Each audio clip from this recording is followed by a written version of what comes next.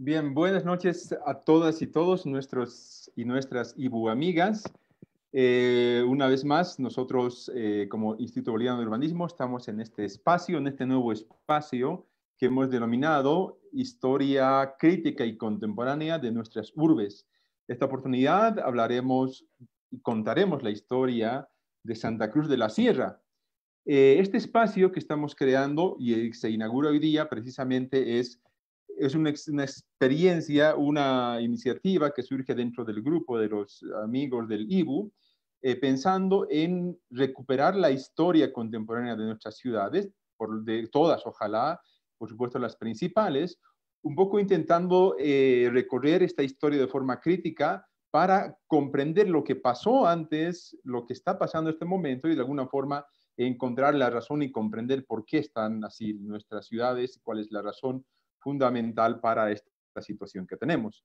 El objetivo es, con este espacio, recorrer por las 10 ciudades principales de Bolivia y en paralelo vamos a trabajar con otra iniciativa vinculada con las ciudades frontera, con el objeto de al final del ciclo, más o menos a los 10 meses, podamos tener un libro que nos permita la compilación de toda esta historia comparada de nuestras ciudades. Esta oportunidad vamos a tener un invitado de lujo, ya lo hemos anunciado por nuestras redes, tenemos a don Fernando Prado, quizás el urbanista más experimentado en Santa Cruz y por supuesto el país. Él esta noche por 90 minutos nos contará en una suerte de entrevista, de interacción sobre la historia crítica y contemporánea de Santa Cruz de la Sierra.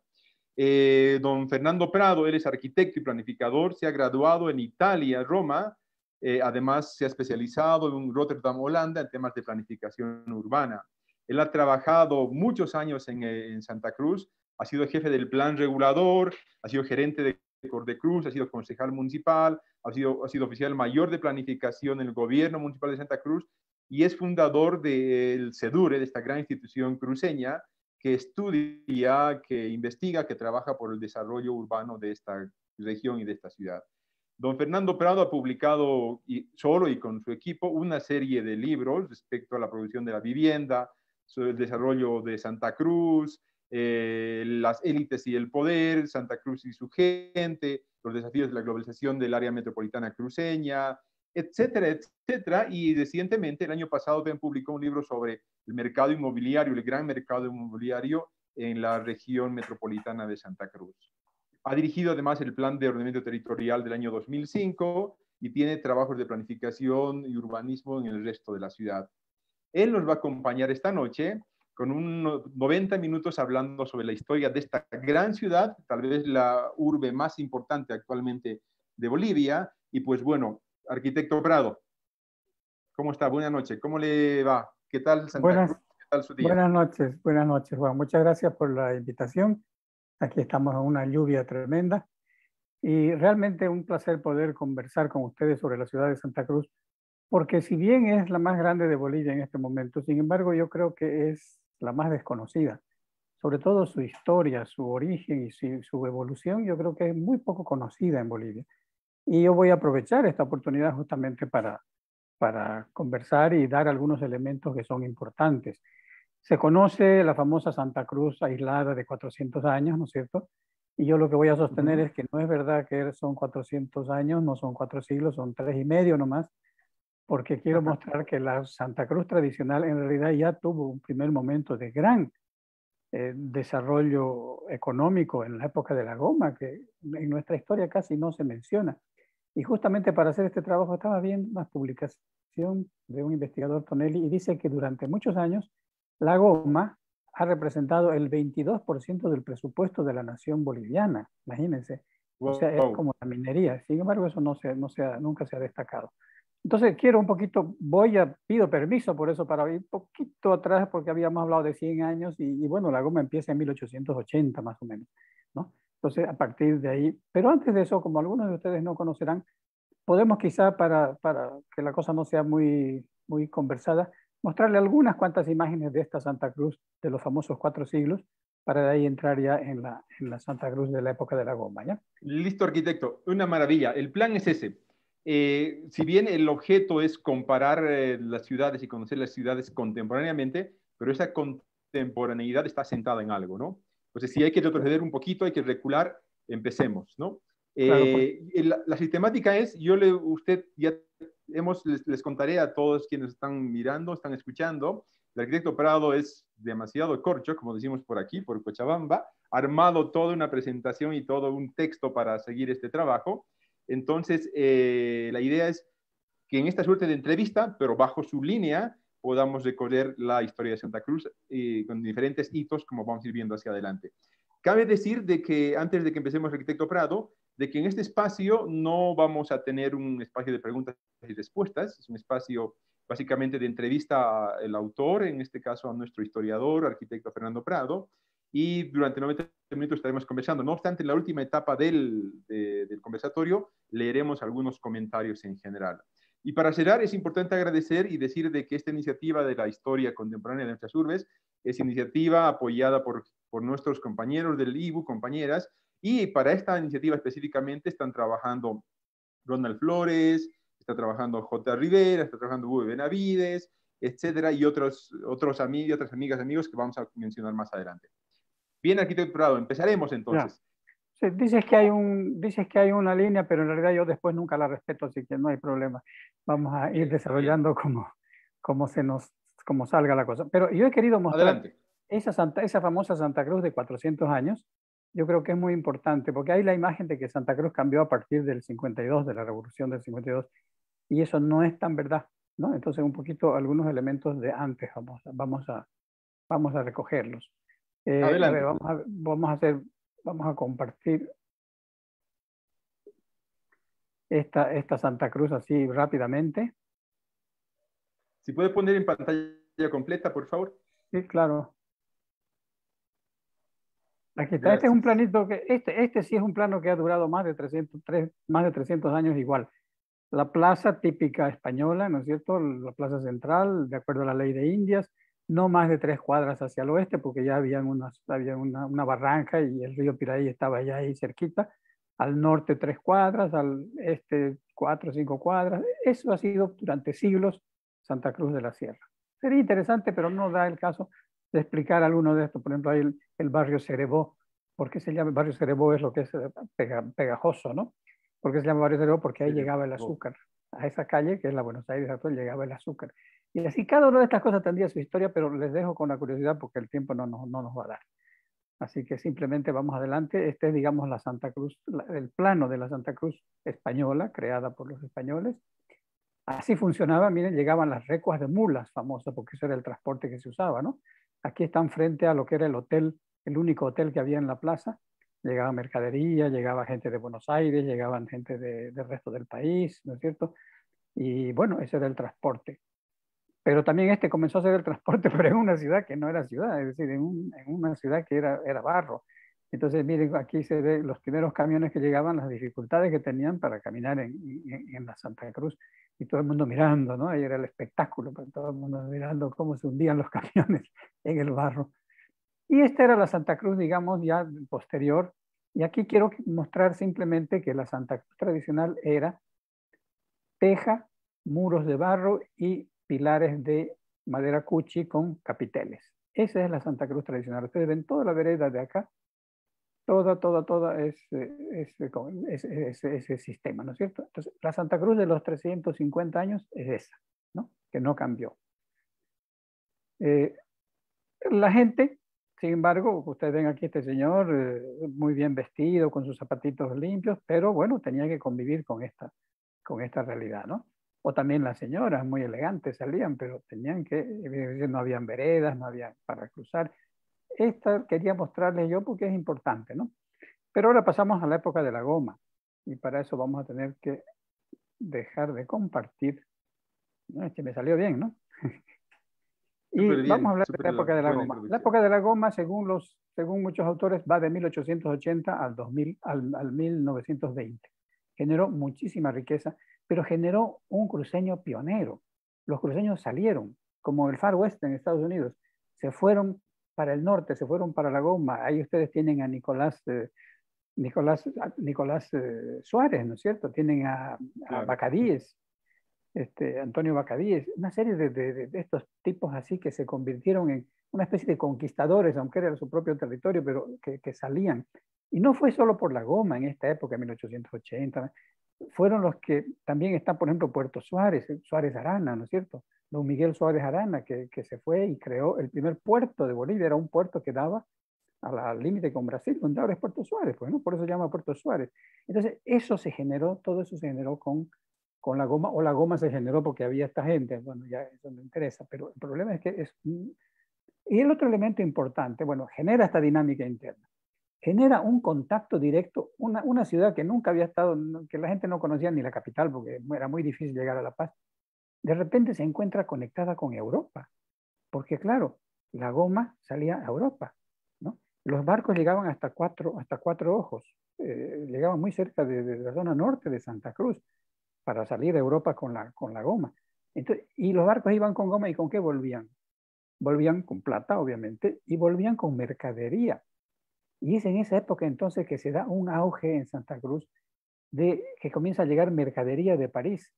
Es muy interesante ver, por ejemplo, la revista del periódico que hay, se llamaba El Cosmopolita Ilustrado. Imagínense qué nombre hermoso, ¿no? El ¿De qué Cosmopolita año Ilustrado. estamos hablando más o menos? Es cuando del Cosmo. 1870, cuando De empezó el acuerdo. fenómeno de la goma. Vamos, ok. Llegó una imprenta también a Santa Cruz, una imprenta llegó y entonces Andrés Ibáñez no es extraño a todo esto, porque también son nuevas ideas de Europa, ¿no? Dicen que Andrés Claro. Ibáñez se inspiró mucho en Proudhon, en el anarquismo, en el federalismo. Entonces hay todo este auge que genera y hay dinero que corre, y yo creo que eso es muy importante, ha sido para Santa Cruz, y no se lo ha evaluado bien. Hay en las casas antiguas cruceñas, aunque ya están medio desmanteladas, objetos de lujo que llegaban de París de esa época, en mármol, ¿no es cierto? Las principales viviendas, vinieron pintores y pintaban frescos en los techos. Todo eso hay para poderlo reconstruir, pero lamentablemente no se ha hecho, ¿no? Otro fenómeno nuevo que llega, y yo creo que es importante esto, aunque Juan me ve diciendo ya esto no son los 100 años, pero es importante.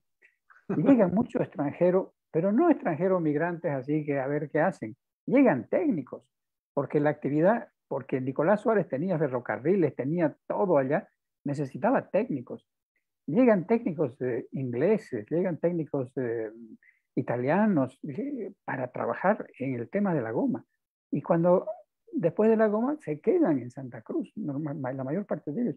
Hay apellidos que son pues típicamente apellidos de esa época, ¿no es cierto? Y que conforman lo que es la clase dirigente cruceña hoy. Por Entonces, ejemplo, ¿qué apellidos? ¿Mm? ¿Qué apellidos, por ejemplo? De franceses, de Capontrier, Ah, ok. Cronenboll, alemanes, McKenny creo que era americano, son cuyos hijos después, después vamos a ver, son los que han puesto los primeros servicios públicos, por ejemplo, en Santa Cruz.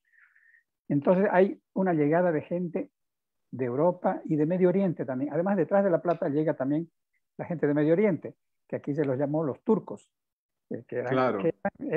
sirio-libaneses, palestinos, y venían con pasaporte todavía pues Turco, había el claro. otomano, ¿no? Venían con Eran parte pasaporte del Imperio turco, Otomano en ese y momentito, por eso sí. se llamaban los turcos, les decíamos aquí a todos ellos.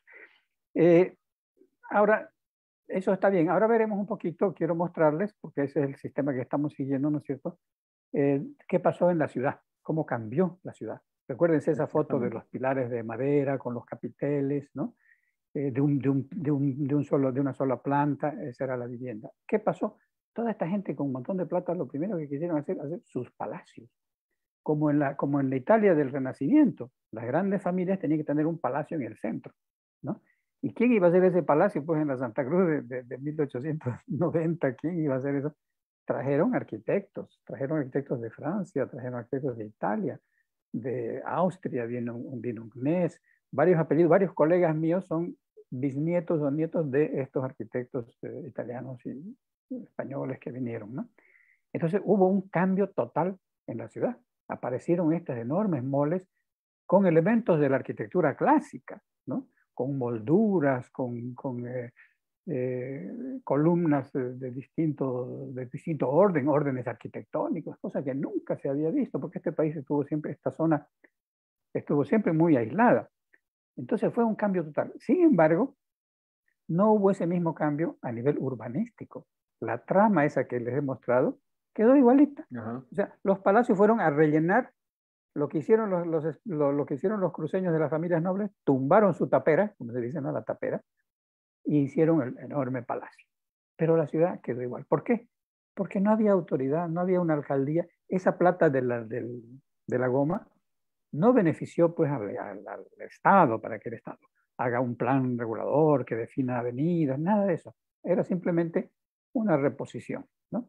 Pero de todas maneras es un aporte muy importante, les voy a mostrar además la calidad de lo que se hizo, que eso no ha sido reconocido, ¿no?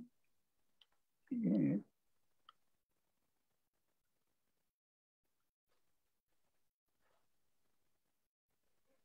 ya,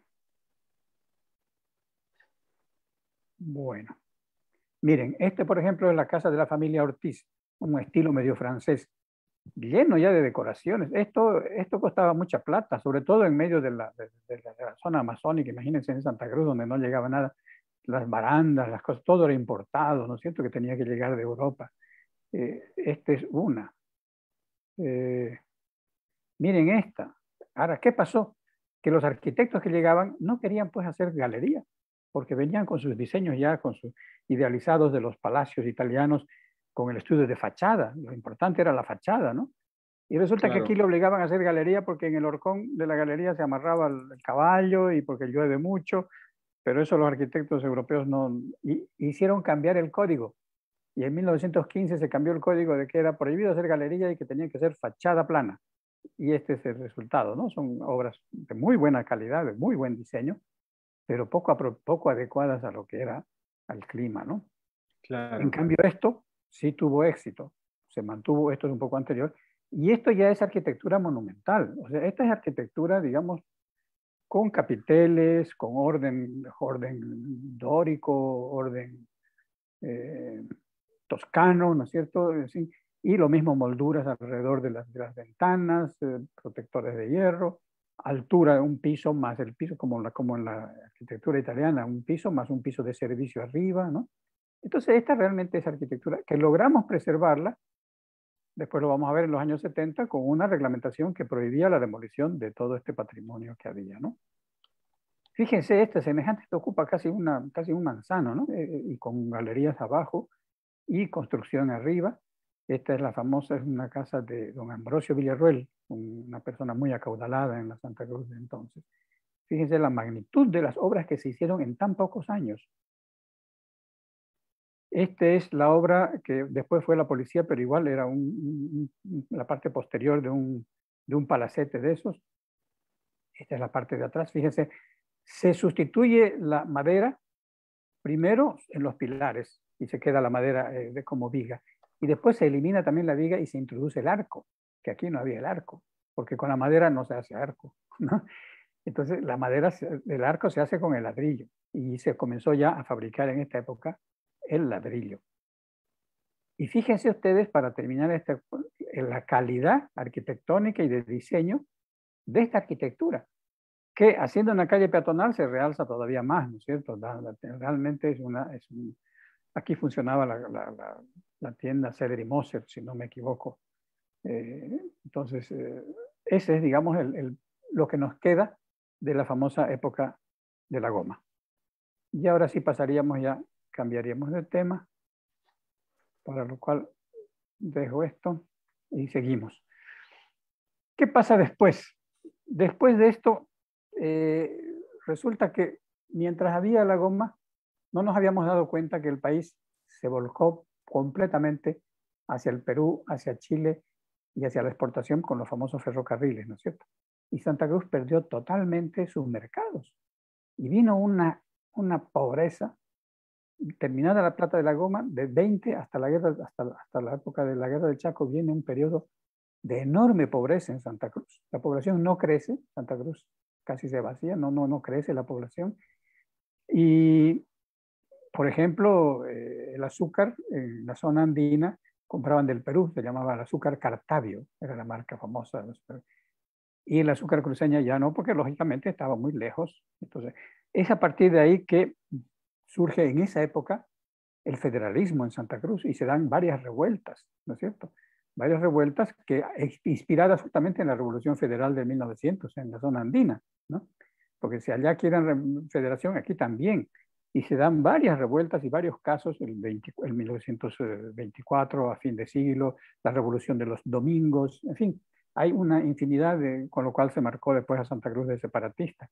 Cuando en realidad el año 1905 se hace el famoso memorándum, es un documento de memorándum del 1904-05, en el que lo que se plantea no es separarse, lo que se plantea es conectarse. Santa Cruz quiere vender su producción al resto del país, sabe que sus mercados están ahí, quiere salir al exterior, quiere conectarse, se sabe sofocada, bajo una visión lúcidamente liberal, ¿no? Entonces, la clase dirigente cruceña era lúcidamente liberal y lo que sentía era que estaba atrapada, ¿no? Entonces, eso yo creo que es muy importante hasta la Guerra del Chaco. La Guerra del Chaco introduce también a nivel urbano algunas variaciones. Porque, Arquitecto, antes de entrar a la guerra del Chaco, antes de pasar de etapa, me parece muy importante, estamos hablando básicamente un poco del origen de la demanda autonómica, ¿no? El caso sí, de Santa sí, Cruz es sí, característica de esta región, esta demanda autonómica. Me llama mucho la atención, por ejemplo, la referencia a Proudhon, ¿no? De los padres del anarquismo. sí. Se podría decir de que, por ejemplo, las ideas anarquistas han, en origen, o bueno, a inicio de esta etapa que estábamos hablando, han influenciado en esta demanda de federalismo, esta demanda de autonomía. ¿Hay algún vínculo más directo, aparte de las ideas de Andrés Ibáñez, por un lado? Y por otro lado, si bien la guerra federal ha influido, ¿no?, en esta búsqueda también de otra vez autonomía en el caso de Santa Cruz, ya que en el occidente se estaban peleando buscando lo que ya sabemos. En el caso de Santa Cruz habría influenciado también de esta forma, aunque ya lo dije un poco. Y el otro es cómo impactó la pérdida del mar, ¿no? Perdemos el mar a fines del siglo XIX. ¿Cuál fue el impacto específico durante esta etapa en Santa Cruz? Hubiese sido grave si es que no hubiese estado el tema, por eso he sacado el tema de la goma.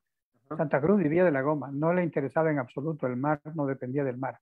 Más bien, la pérdida del mar y el arreglo de 1904, o de qué año no me recuerdo, con Chile, y la Sí, construcción de los bueno, ferrocarriles, eso es lo que liquida Santa Cruz, porque hace que el Estado boliviano vuelque su mirada ya hacia afuera y no a tratar de vertebrar el país. Y eso Santa Cruz lo siente.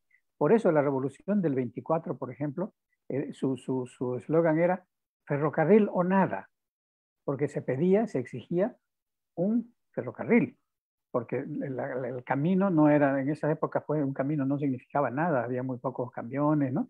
El transporte era ferroviario. Y si a los paseños les habían construido un ferrocarril, ¿por qué no hacer un ferrocarril que vincule Santa Cruz con Cochabamba y con La Paz? Entonces el planteamiento era ferrocarril o nada. Hoy sería al revés, porque obviamente que el transporte por carretera ha resultado más flexible, pero de todas maneras, esa fue la influencia. Ahora, Proudhon influyó en el pensamiento y en algunos escritos de, de Andrés Ibáñez, pero no tanto ya en la cultura misma del lugar. La cultura del lugar, lo que sí tenía fuerte es un espíritu liberal, ¿no? Un espíritu libertario, liberal, un espíritu de hacer cada uno las cosas por su cuenta. ¿Por qué? Por la ausencia de Estado. Es muy sencillo, no había Estado. Y al no haber Estado, entonces la tendencia de las personas era cada uno resolver por su cuenta, de manera anárquica se podría decir, cada uno resuelve sus problemas como puede, ¿no? Porque así tenía que ser. Entonces, en ese sentido, yo creo que la cosa funcionó. Claro, además hay una serie de ideas liberales que están llegando, bueno, no están llegando, ¿no? Pero están terminando de consolidarse ese momento. Estamos todavía claro, en una etapa de un Estado liberal, ¿no? En el sí, occidente está empezando el auge con la minería, con Patiño y compañías, y claro, la exactamente. atención está totalmente centrada en esta dinámica económica y Santa Cruz tiene que buscar su vida, digamos, ¿no? Tanto es así que en 1915, fíjate, en 1915 se funda la Cámara de Industria y Comercio en Santa Cruz, ¿no? Claro. Y en la fundación de la Cámara de Industria y Comercio, y esto algunos cruceños me han criticado, casi la mitad de los fundadores de la Cámara de Industria y Comercio son extranjeros, son los que se han quedado de la industria de la goma, ¿no? Entonces hay un deseo de modernizarse, de industrializarse, de producir, de intercambiar mercaderías. Un liberalismo típico. Además, en una sociedad en la que al no haber habido Estado, tampoco había tendencias ni de sindicalismo ni de socialismo, porque directamente eso no existía, ¿no? No había contra quién pelear, ¿no? Entonces, Claro. eso es una característica muy importante. Eh, bueno, te decía, llegamos a la guerra, Pasemos más adelante. la guerra con Paraguay. La guerra por Paraguay le da un cierto alivio a Santa Cruz urbano porque pues no había dinero, Santa Cruz no debía ya de nada, ¿no? Entonces llega gente, termina la guerra, llega gente. Para la guerra, el gobierno había mejorado los caminos. Esa es una cosa muy importante también que no se dice. Había tenido que mejorar los caminos para traer las tropas. Y Santa Cruz se benefició con ese camino mejorado y entonces se comenzó a mejorar también ya el intercambio. Ya no se necesitaba 2 meses para llegar a La Paz, sino mucho menos, porque antes era 2 meses el viaje, ¿no? Entonces comienza un poco a cambiar el panorama, digamos, ¿no? Y aumenta la población. Mucha gente que vino a la guerra, eso tampoco no se ha estudiado bien, se quedó en Santa Cruz, se casó con una cambita, los soldaditos, ¿no? Les gustó, pues, ¿no? Había mucho para comer, habían árboles, ¿eh? Y se quedaron, se casaron y se quedaron. Entonces hubo un incremento demográfico también importante en ese periodo de ahí hasta los años 40, un incremento importante. Ahora, vamos adelante, que después, ¿qué sucede? En los años 40, cuando ya se consolida todo eso, hay también una especie de renacimiento liberal y de participación y de presencia ya del Estado que ha sido disminuida mucho en los análisis, ¿no? ¿Qué pasa en esa década de los años 40? Primero que ya los cruceños se comienzan a preocupar y comienzan a pensar de proveerse sus servicios públicos por su cuenta. Y estos inmigrantes europeos comienzan a proponer, porque saben, a proponer servicios de agua potable, servicios de energía eléctrica. Se crea la Luz y Fuerza, se llamaba una empresa privada para dotar energía.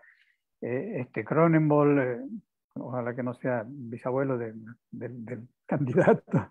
Bueno, Cronenbol Seguramente. traía, traía agua traía agua de Río Piraí, se traía el agua para... Era un agua pues, totalmente llena de arena, de depósitos, pero bueno, eso es lo que más o menos se podía conseguir, pero ya hubo y esta es la otra cosa del liberalismo, ¿no? Que empresarios privados son los que comienzan a proveer de servicios públicos a la ciudad y eso va creando pues una mentalidad que es la mentalidad del cruceño, ¿no? Hagámoslo nosotros. De ahí es lo que se origina después las cooperativas de servicios públicos. Claro. No se esperó a que venga el Estado a hacer la cooperativa de agua y de luz, sino que se creó la cooperativa directamente a partir de esa experiencia que se tuvo, ¿no?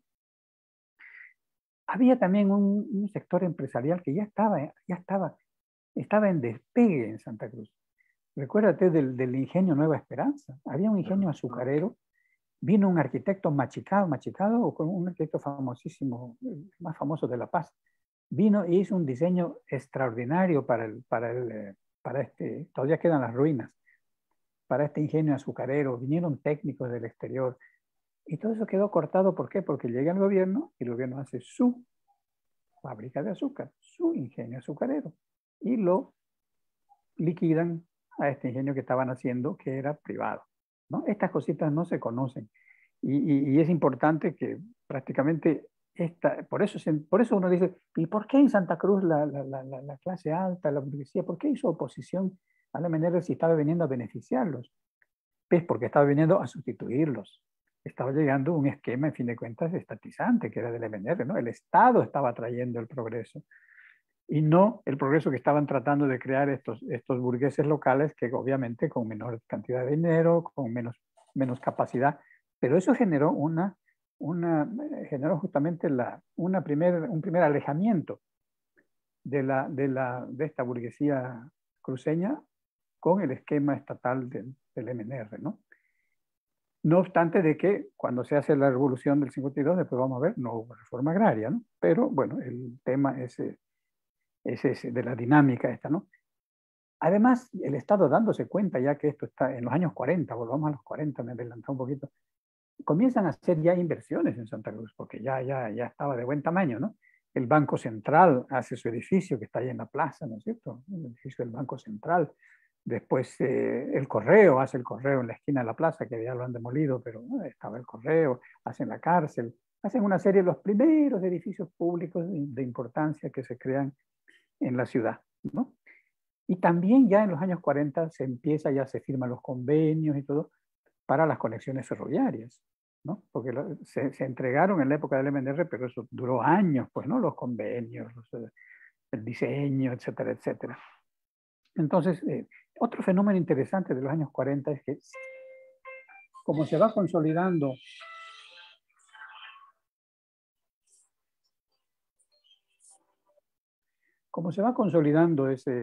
esta clase social, esta élite, ya no quieren vivir porque ven películas, ya no quieren vivir en sus palacios centrales. Comienza el fenómeno de la villa del suburbio, ¿no?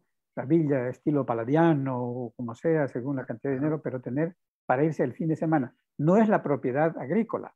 La propiedad agrícola es donde se hace azúcar, donde se produce el cuero, esa es otra cosa. Esto es para fin de semana, ¿no? Sobre todo hacia el sur se van. Y les voy a mostrar también algo de eso. Otro fenómeno importante que no sé si se conoce a nivel nacional, que ayudó la economía en los años 40, es el contrabando de la goma. La goma vuelve a aparecer. Interesante. ¿Por qué? Porque en la guerra los americanos, los aliados, les cierran todas las posibilidades de que tengan goma a los alemanes, o sea, al eje, ¿no? Entonces, ¿qué pasa? En Argentina parece que había muy poco control y muy poca amistad con el eje, antesito que esté Perón o creo que con Perón. Resulta que los cruceños descubrieron que llevando goma a la Argentina, en la Argentina los alemanes la compraban y la compraban carísima. Un camión de goma, dice que salía de Santa Cruz y llegaba a la Argentina, lo pagaban, no digo como la cocaína, pero era un precio así para Santa Cruz, un precio increíble. Tanto es así que los que llegaban goma les dicen contrabandistas. No era contrabandista porque en realidad la goma era nuestra y la vendíamos en la Argentina y por último, ¿qué? ¿No? Era clase media, ¿no? Por ejemplo, los monasterios tenían camiones que llevaban goma, los Fernández tenían camiones que llevaban goma, y generó mucho, y generó también el gusto de la clase media por el camión. El camión se convirtió en una cosa que generaba riqueza, pues, ¿no?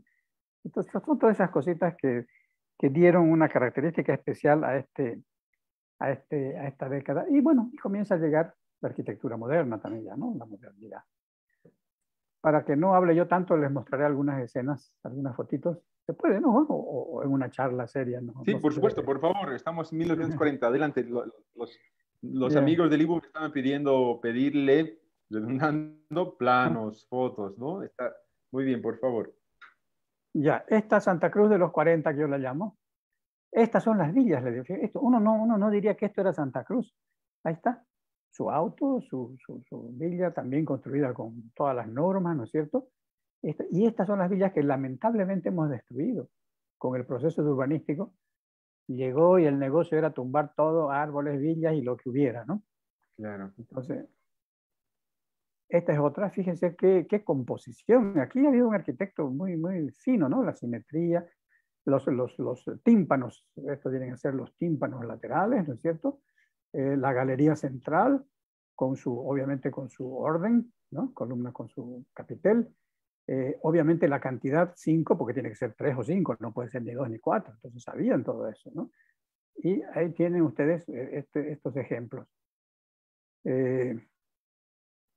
Miren, llega también llega la modernidad. Este es un edificio, en mi opinión, de arquitectura moderna, de la arquitectura, no arquitectura moderna, del movimiento moderno, digamos, ¿no? Del Bauhaus de los años 20, etcétera. Está claramente Claro, inspirado y es de gran exactamente. nivel, de muy buen nivel. Aquí está un fotógrafo que de él son algunas de las fotografías de un fotógrafo cochabambino, cuando no, ¿no? Que vino y aquí está una de las villas al fondo, con arcadas, todo. Y como ven ustedes, las damas cruceñas no son damitas en tipoy, nada, son señoritas de muy buena situación económica y además muy lindas, ¿no? Están ahí, lo pueden ver al fotógrafo, está chocho, ¿no? Claro. Esto, fíjense ustedes, no se va a creer, esto nadie lo debe conocer. Esto era construido por la Seller, por los alemanes de la Seller y Moser. Era una villa campestre ya porque como estaba a 7 cuadras de la plaza, ya era lejos, ya era periférica, o sea, ya era una villa. Y está en una colina. Es donde ahorita hay una iglesia, bueno, no recuerdo. Pero fíjense lo que se construía, ¿no? O sea, realmente fue un momento que no hay que se ha desconocido en los años. Pero llegó la Revolución de 52 y el MNR hizo su industria y el Comité de Obras Públicas puso la loseta. Ya, eso es lo que... No, la cosa es mucho más complicadita. Este es un caso único, casi poco, porque resulta que el esquema pues tradicional cruceño es la casa a patio, ¿no? Había la galería afuera y adentro del patio.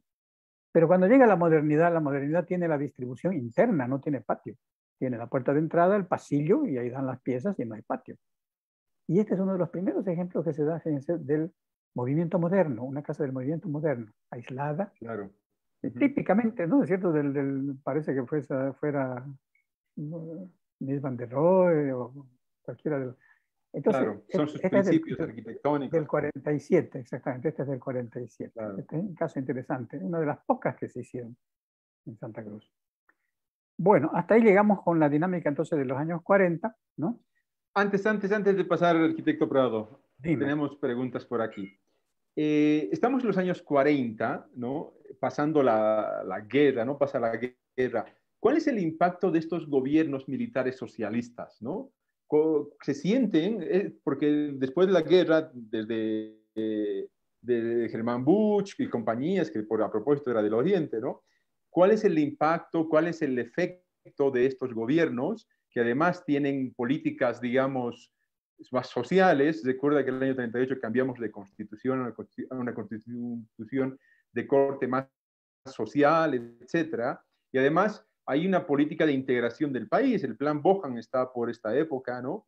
¿Cuál es el impacto de estos gobiernos en ese momento y cuál es el impacto del plan Bohan dentro de en Santa Cruz? Sí. El plan Bohan se elabora el año 43, justamente en Ajá, este periodo, pero no se sí, implementa, o sea, no lo pudieron implementar los gobiernos militares que siguieron, ¿no? Entonces se implementó recién en los años 50. cierto. Pero los planteamientos están ahí. Todo lo que era la concepción del desarrollo para exportación, la importancia de la infraestructura, la sustitución de importaciones, ¿no es cierto? El cultivo de productos para abastecer el país, todo lo que era el plan Bohan estaba ya diseñado, pero no hubo la capacidad para llevarlo adelante. Fue el gobierno del MNR el que agarró y dijo, miren esto, pero me cae de perilla, ¿no? Claro, Y lo puso en marcha. Lo que hubo en los años 40, con referencia a esto, incluso antecitos de eso, es la famosa ley de regalías, que después corresponde desde el 38, pero digamos se siguió peleando en los años 40. Era la ley que otorgaba regalías a los productores de petróleo, porque ya se hablaba de que Santa Cruz estaba generando ya petróleo, ¿no? Y me he olvidado de tocar ese tema, que es el otro tema que comienza a cambiar la perspectiva en Santa Cruz en los años 40, es que se descubre que Santa Cruz es zona petrolera, ¿no? Entonces, y la ley que sale es la ley de Bush para que se paguen las regalías que no se pagan, con lo cual se está sembrando el futuro problema que vamos a ver después, que es la lucha por las regalías, ¿no? Yo creo que esas son las principales cosas que impactan. la guerra del Chaco tiene un impacto muy fuerte en la zona occidental, ¿no? Finalmente, por ejemplo, todo desde ¿cómo se llaman estos? Desde los sindicatos, la creación de una suerte de movimientos ya de indígenas, por ejemplo, vinculados con la reivindicación política, etcétera, empiezan a gestarse en el área occidental, ¿no? Usted había indicado que, por ejemplo, hay mucha población, digamos, que participa en la guerra y vuelve y se queda en Santa Cruz, ¿no? ¿Usted ha percibido algún impacto, digamos, si bien al inicio dijo que aquí era liberalismo puro, interesante, y no había tantos movimientos, pero después de la guerra del Chaco, todo este sentimiento nacionalista, todo este sentimiento, si se puede decir así, Sí, eh, que empieza a tener vigencia en el área occidental, sí, ¿aparece en Santa Cruz? ¿Hay sí, alguna sí, referencia? sí, la estructura tradicional en el Oriente eran las mutuales. No habían sindicatos, habían mutuales, Uh -huh. mutuales de asistencia mutua. O sea, eran artesanos que se asociaban, Claro. daban su cuota y ellos se Ajá. protegían, se apoyaban. Esa era la estructura social, digamos, hasta los años 40, ¿no es cierto? ¿Qué es lo que cambia? Lo que cambia es, derivado también de la guerra del Chaco, la formación y el crecimiento del MNR. El MNR tiene muy, muy fuerte impacto en los años 40 en la sociedad cruceña, ¿no? La sociedad cruceña son los primeros sindicatos que generan, son sindicatos de los MNRistas en los años 40. A partir de ahí, es muy importante que digamos, se comienza a dar el conflicto social y eso se lo ve como evidente. ¿Sabes cuál es el elemento importante? Bueno, viene Villarroel y el impacto de Villarroel fue fuerte también Claro. en Santa Cruz. Pero a una cosa que te da ya la muestra de hasta qué punto el tema sindical y político había entrado en Santa Cruz es la famosa guerra civil. La guerra civil del Claro. 49 es una guerra que se combate principalmente en Santa Cruz. Yo recuerdo, yo estaba en Santa Cruz y en la guerra civil ha sido muy, muy fuerte el impacto. Entonces, y ahí nace ya toda una camada de MNRistas y sindicalistas y clase media, que son los que van a participar no solo en la guerra, en la Revolución del 52, sino que van a participar en la fase del desarrollo cruceño del Comité de Obras Públicas, etcétera, etcétera. Es Castro Chávez, los Chávez, por ejemplo, ¿no? Es muy importante eso. Eso es más o menos lo que Bueno, te ahorita podría decir. vamos a cambiar ya de etapa y entonces ya le hago algunas preguntas alrededor. Adelante, por favor, arquitecto. Ya. Perdón, es que estoy oliendo a quemado. Bueno, no será que algo se está quemando. Este, pasamos a partir de eso entonces, ¿a qué pasa? Termina, viene el 52, viene la revolución, ¿no es cierto? Que está bien. Vos lo que me has planteado ya es la revolución, digamos. Ya Claro. hay sindicatos, ya hay política, ya hay MNRistas, hay leyes que comienzan a favorecer la organización y en el campo no pasó nada, porque en el campo no había población, no había el campesinado oprimido, etcétera, etcétera, que era una componente del agro del resto del país, ¿no? Entonces no hubo reforma agraria, porque no había esa gran demanda por la tierra. Y lo que sí hubo, curiosamente, es reforma urbana. Y según he leído, parece que en otras ciudades del país la reforma urbana no tuvo mucho impacto. En cambio, aquí tuvo un impacto enorme. Sandoval Morón, un MNRista de la ala radical, fue Ajá. el encargado de hacer lo que llamaban los loteamientos, pero no era loteamientos, era aplicación, aunque muy sui generis, de la ley de reforma agraria que permitía distribuir la tierra de todas las propiedades que había en torno a que tenían más de 1 hectárea. ¿Y cuál fue el conflicto político ahí? Que toda la ciudad de Santa Cruz estaba rodeada de quintas de las familias tradicionales, quintas de 10 hectáreas, de 20 hectáreas. Entonces, automáticamente, quienes tenían que aplicar, para que la ciudad crezca, esas quintas tenían que subdividirse, tenían que de alguna manera permitir el crecimiento de la ciudad. Y obviamente que los propietarios no querían hacerlo, porque ya olieron que se venía un crecimiento urbano y que esas tierras iban a valer muchísimo. Entonces no se pusieron a la venta. Por eso es que se aplicó la ley de reforma urbana. Sandoval Morón las quitó esas tierras a la fuerza. Se cometieron muchos abusos, pero evidentemente el conflicto era un conflicto político. El MNR radical contra la clase dirigente que tenía sus quintas alrededor y que en una buena parte las perdieron, ¿no? Ese fue el gran conflicto de los años 50, digamos, en Santa Cruz. Fue el conflicto por la tierra, la aplicación de la ley de reforma urbana y el MNR ya, que es el que está digamos, conduciendo ese proceso, ¿no? Y de ahí llegamos, poco después ya llegamos al problema de las regalías, de que la ley del 38 no se había cumplido. Y aquí es otro fenómeno interesante, que es un fenómeno cívico, pero también es un fenómeno político. El gobierno de Siles no quiere, no acepta la distribución de las regalías, el gobierno del MNR. Santa Cruz exige, porque hay una ley, que se cumpla la ley y que se distribuya las regalías para que Santa Cruz tenga recursos para crecer como ciudad. ¿Quién apoya entonces y quién toma cuerpo en esta pelea? La Falange Socialista Boliviana. Ve la ocasión y apoya con todo a la lucha por las regalías. Entonces, si bien la lucha por las regalías es una lucha cívica y es una lucha de algo que realmente el pueblo cruceño merecía y era legal, sin embargo, detrás de eso se movieron esas fichas políticas. Se movió la lucha política MNR-Falange. Por eso es que tuvieron que venir los ucureños y tuvieron que venir las Fuerzas Armadas y todo lo que se sabe del enorme problema que fue este de las regalías, ¿no es cierto? Problema político.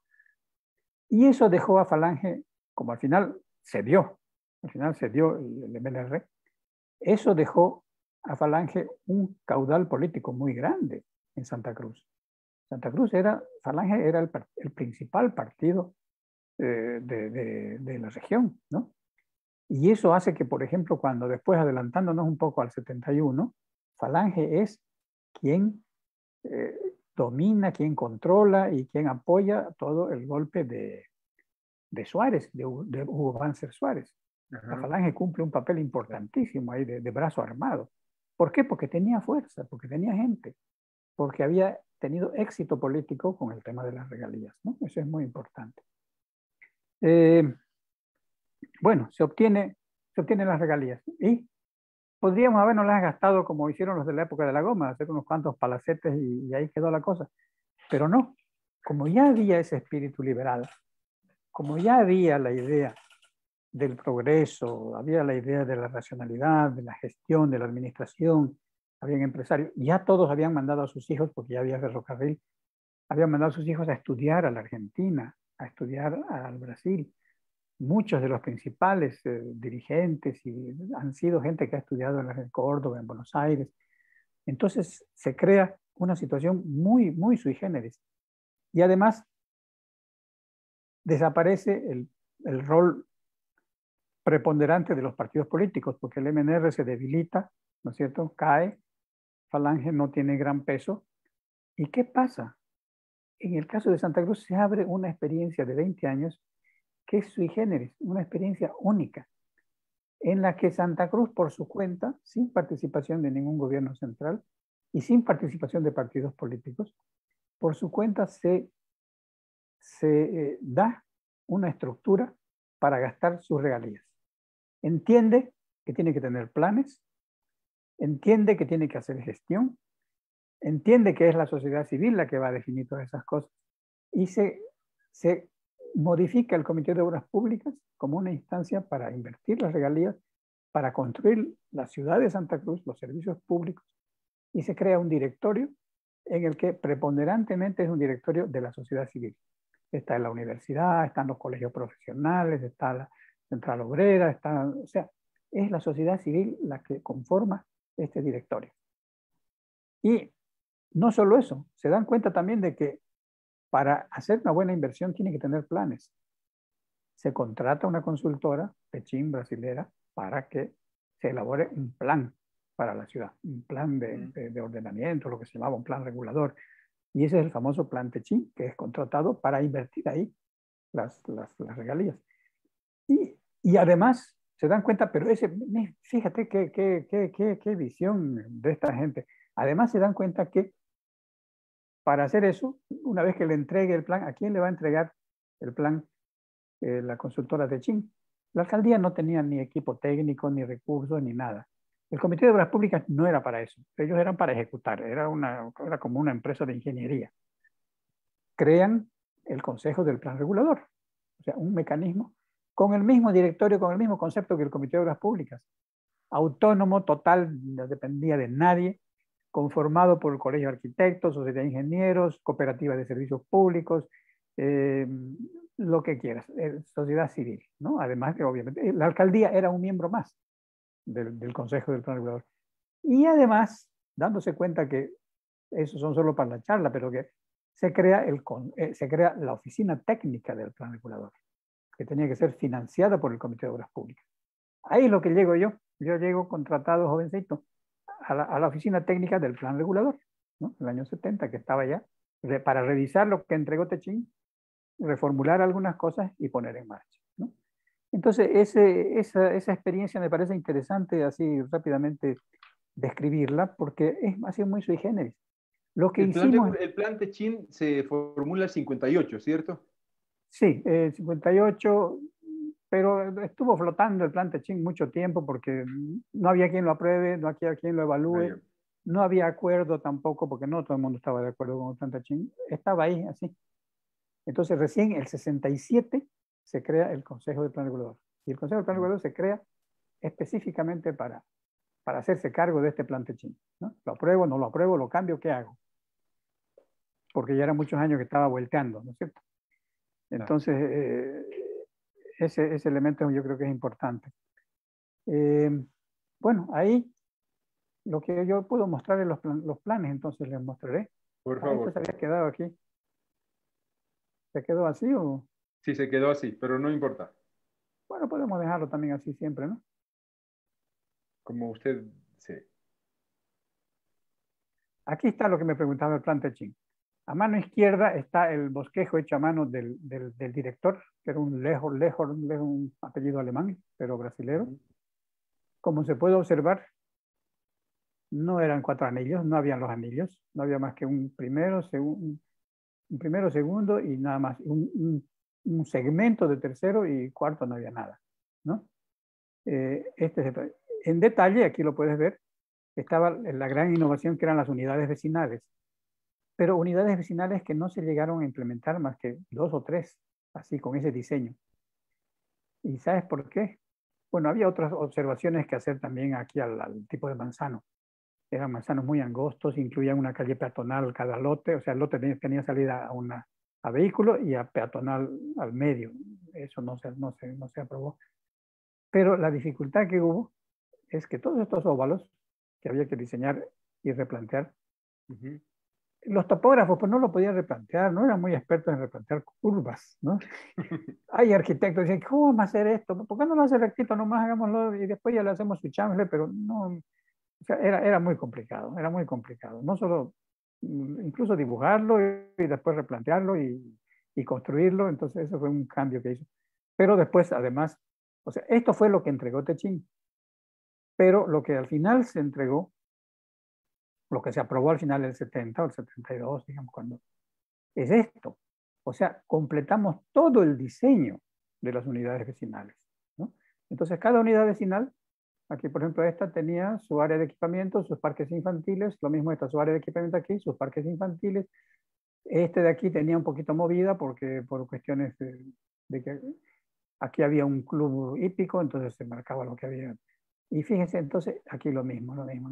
Todo fue diseñado al detalle por el Consejo del Plan Regulador, por la oficina técnica del Plan Regulador.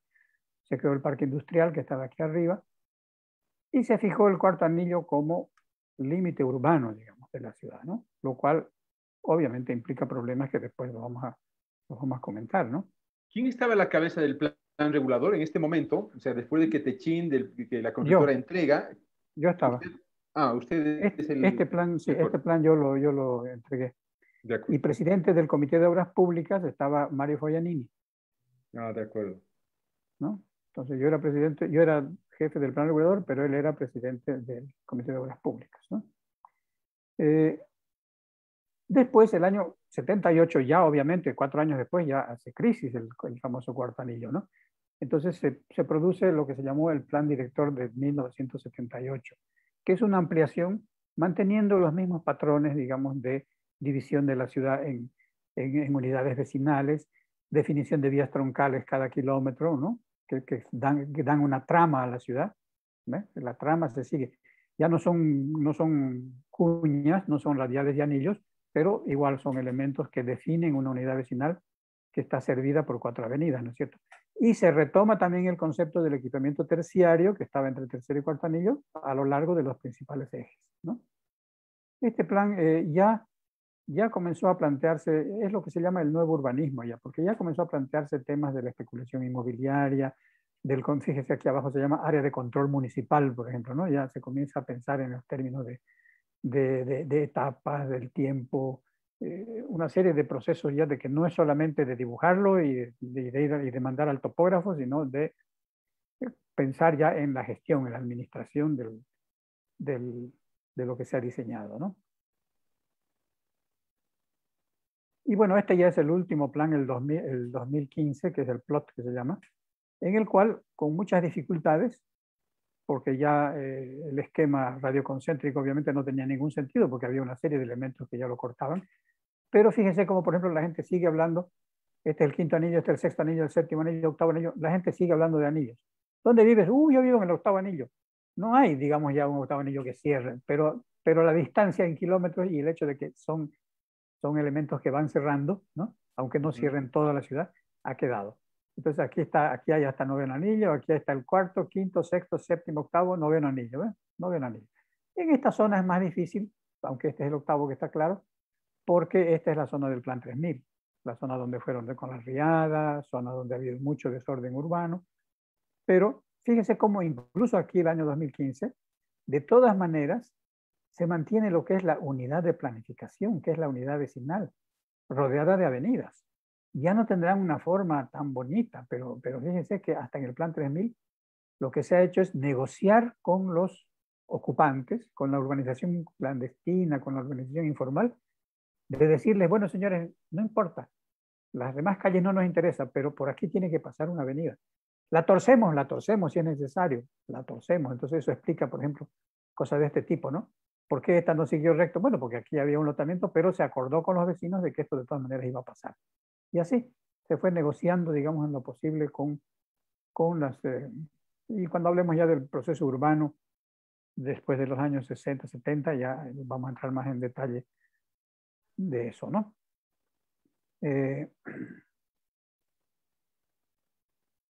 Bueno, y esto ya para terminar, esta ya es la locura, los delirios que hay actualmente de los tecnócratas de la región metropolitana, ¿no es cierto?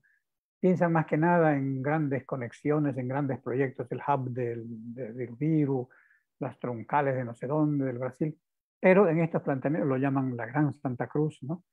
Pero en estos planteamientos no hay gestión, no hay población, no hay gente, no hay nada, no hay más que los grandes elementos que además son grandes contratos, ¿no? Y es lo que muchas veces gusta.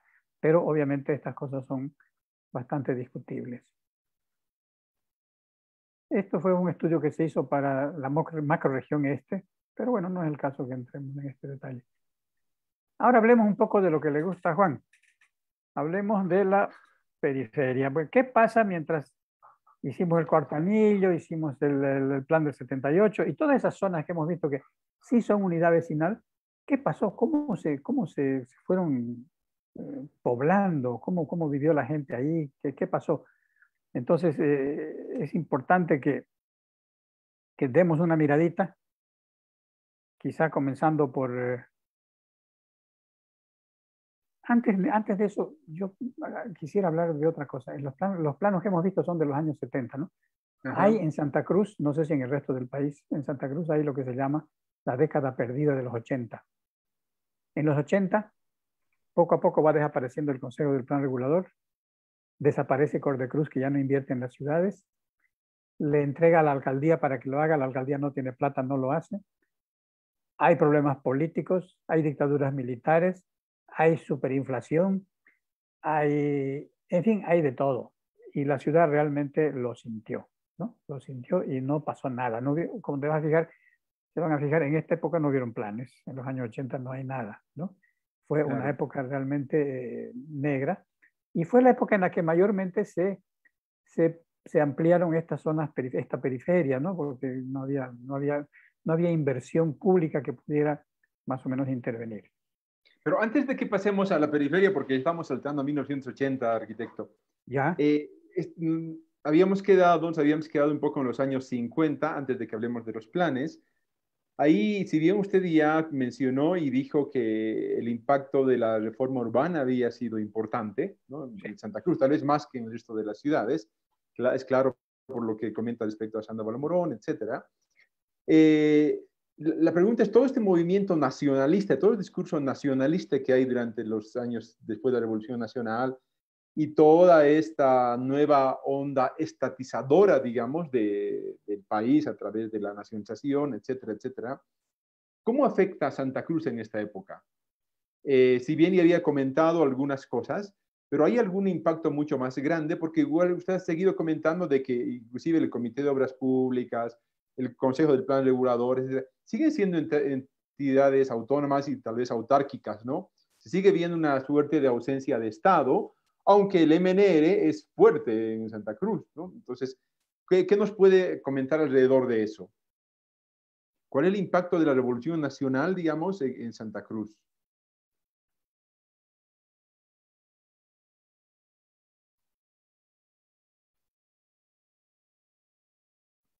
Hola, creo que el arquitecto Prado ha perdido la conexión y ya está volviendo.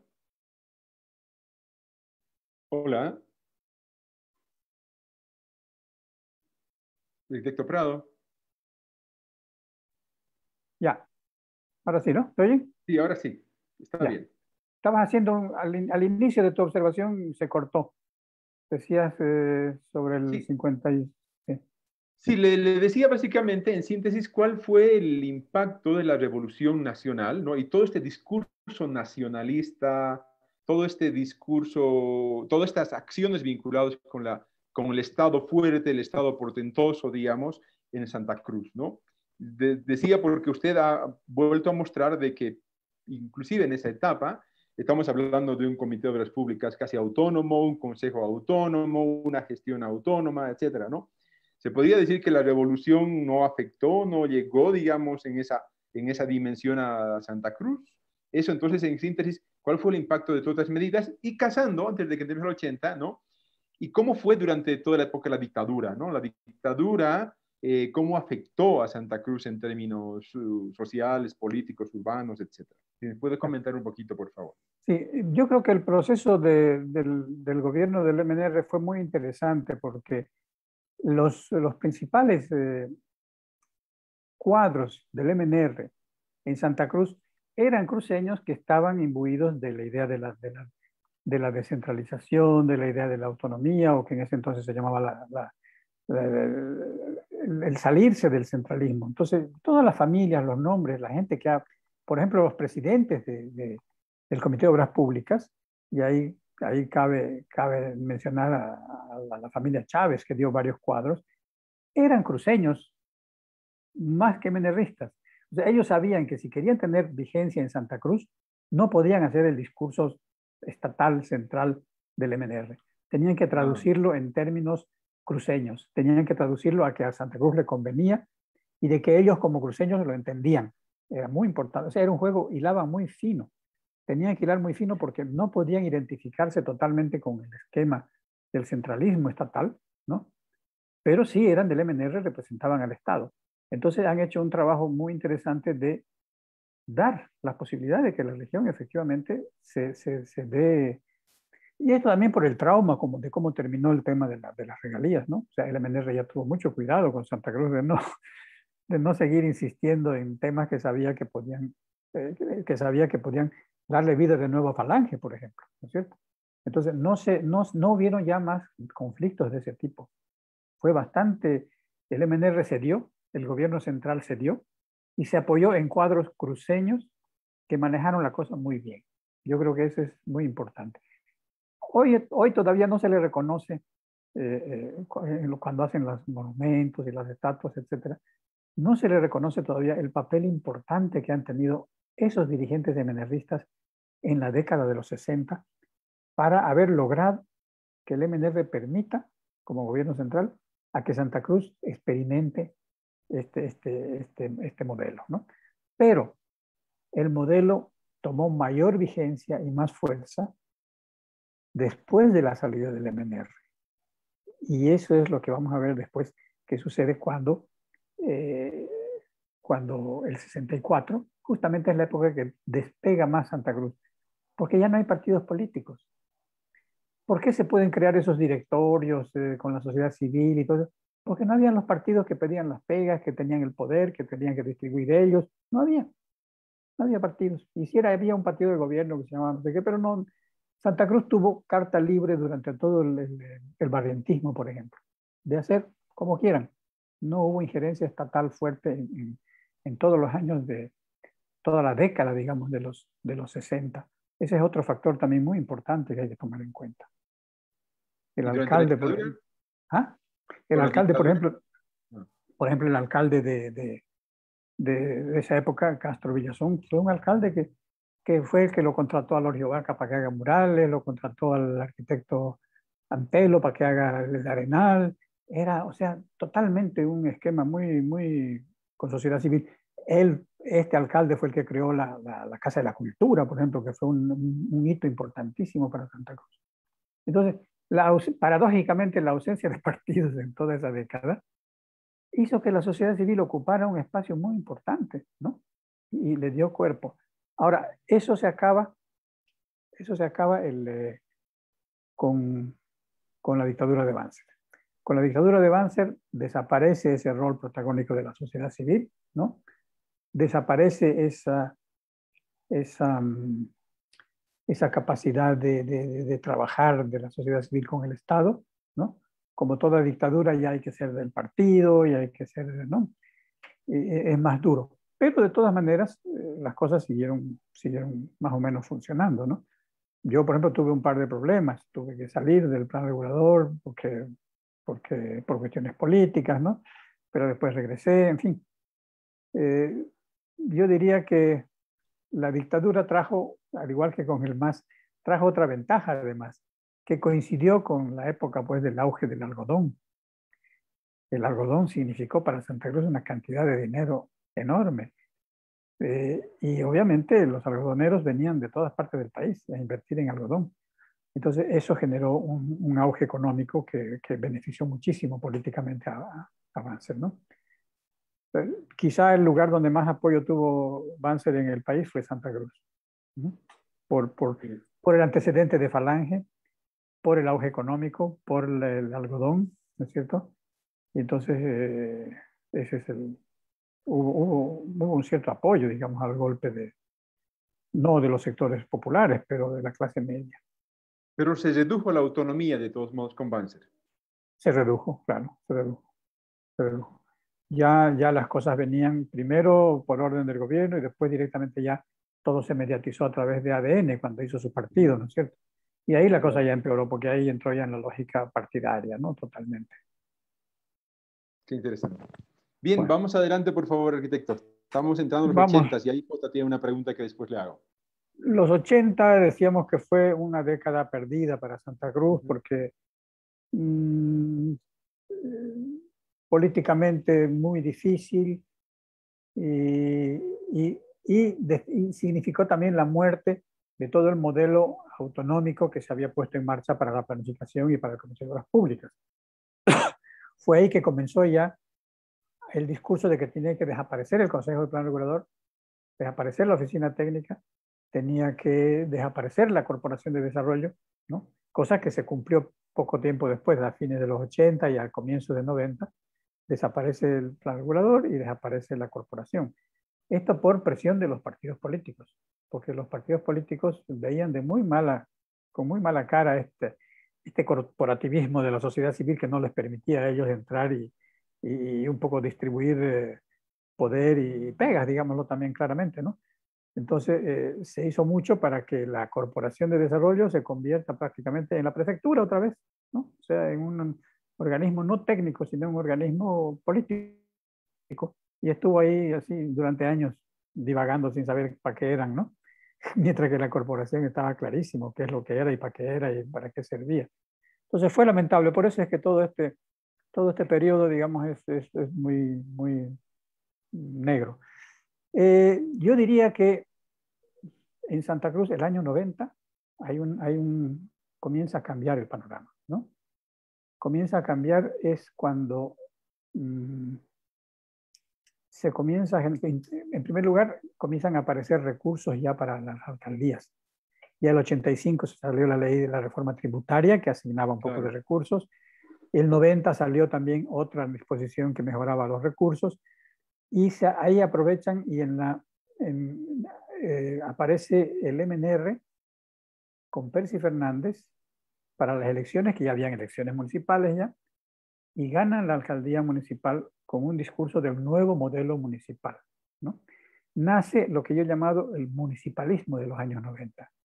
O sea, un énfasis muy grande en el papel que no había cumplido el municipio durante tantos años, pues, ¿no? Entonces hay un énfasis, y Percy Fernández decía siempre, la ciudad tiene dueño, la ciudad, el dueño es el municipio, ¿no?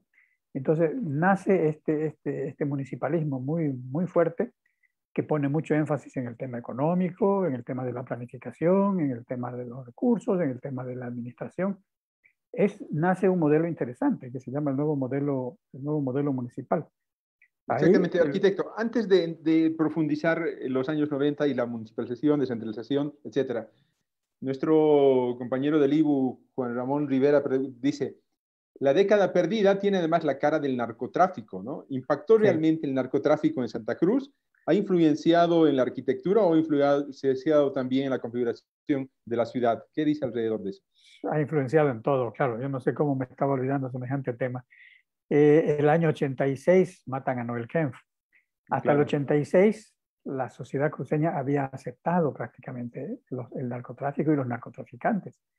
Muy pocos reclamaban, pero los narcotraficantes eran dueños prácticamente de todo. Las tiendas estaban felices, vendían todo, grifos de oro, tinas de oro para los baños. Es decir, era un auge increíble que se estaba viviendo, pero solo de esos bienes de alto consumo y solo para esa población, ¿no? Entonces, el 86 es el campanazo que dice, no, aquí estamos viviendo una situación que no podemos aceptarla.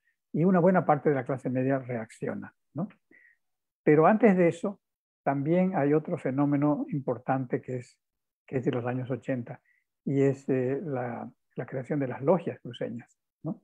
Las logias cruceñas nacen a comienzos de 80 justamente por esta situación de desorden, de déficit, les da miedo a quienes manejan más o menos el modelo económico cruceño. Entonces se crean las logias bajo el esquema de la logia masónica, digamos, más o menos siguiendo el modelo, pero que no tiene nada que ver de todas maneras en sus objetivos, ¿no? Era para defenderse del comunismo y del centralismo y del andinocentrismo, ¿no? O sea, para defenderse de los collas y para defenderse del centralismo. ¿Y para qué?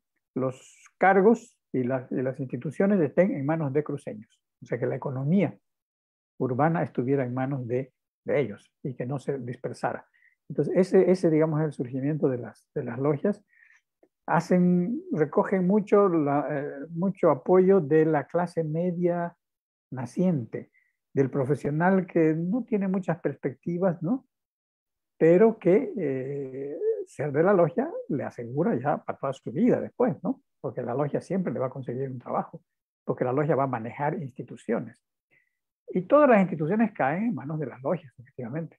Cooperativas, instituciones profesionales, en fin, se vivió todo el proceso de consolidación de las logias, que hasta ahora siguen siendo una realidad económica y social cruceña, ¿no? Era el otro tema. Sí. No, estábamos en los 90, pero antes de pasar al 90, igual, es el tema del cambio de modelo económico, ¿no? De una economía manejada por el Estado, cambiamos el 85 de modelo económico. Y eso en el área andina impactó de gran manera, ¿no? Todos los mineros migraron a grandes ciudades. Y ahí Santa Cruz es una de las ciudades importantes los años, a mitad de década, ¿no? Claro, toda esta relocalización, todo esto, ¿cómo afecta en esta etapa? ¿O todavía no se nota una afectación? Económicamente para la región como región, no. Pero sí, desde el punto de vista demográfico, para la ciudad de Santa Cruz, ¿no? Y es en esa época en la que comienza a surgir el capital inmobiliario para los sectores populares. Y eso te muestra cómo hasta el tema de la gente pobre que llegaba es visto por el liberalismo cruceño como una buena posibilidad de hacer plata, porque hay gente que llega y al final barata, barata, pero va a comprar su lotecito. Y entonces aparecen los fenómenos que después vamos a ver, extensas, enormes urbanizaciones populares, ¿no? Que aparecen y que se venden a la población de bajos recursos que llega, los nuevos migrantes. Hay la zona minera, hay barrios que se llama Guanuni, el otro que se llama no sé qué. O sea, típicamente los migrantes llegaban y juntos compraban 10 hectáreas, 20 hectáreas, 50 hectáreas a personas que ya se habían preparado para eso, que habían comprado grandes extensiones, ¿no? Novillo y compañía, ¿no? Y que ofrecían estas urbanizaciones, estas tierras ya listas para que puedan ser, y vendían además a plazos, de manera que impactó en el sentido que marcó la ruptura del esquema compacto de la ciudad de Santa Cruz. Rompió con ese esquema compacto y comenzó a abrir. Y como llegó después el neoliberalismo inmediatamente, el neoliberalismo dice, no, no, eso no hay que tocar, déjenlo más así. ¿Por qué? Porque les convenía a ellos, pero convenía también al capital, al gran capital, para hacer las grandes urbanizaciones cerradas, todo eso. Era bueno que no haya ninguna planificación ni ningún límite para eso.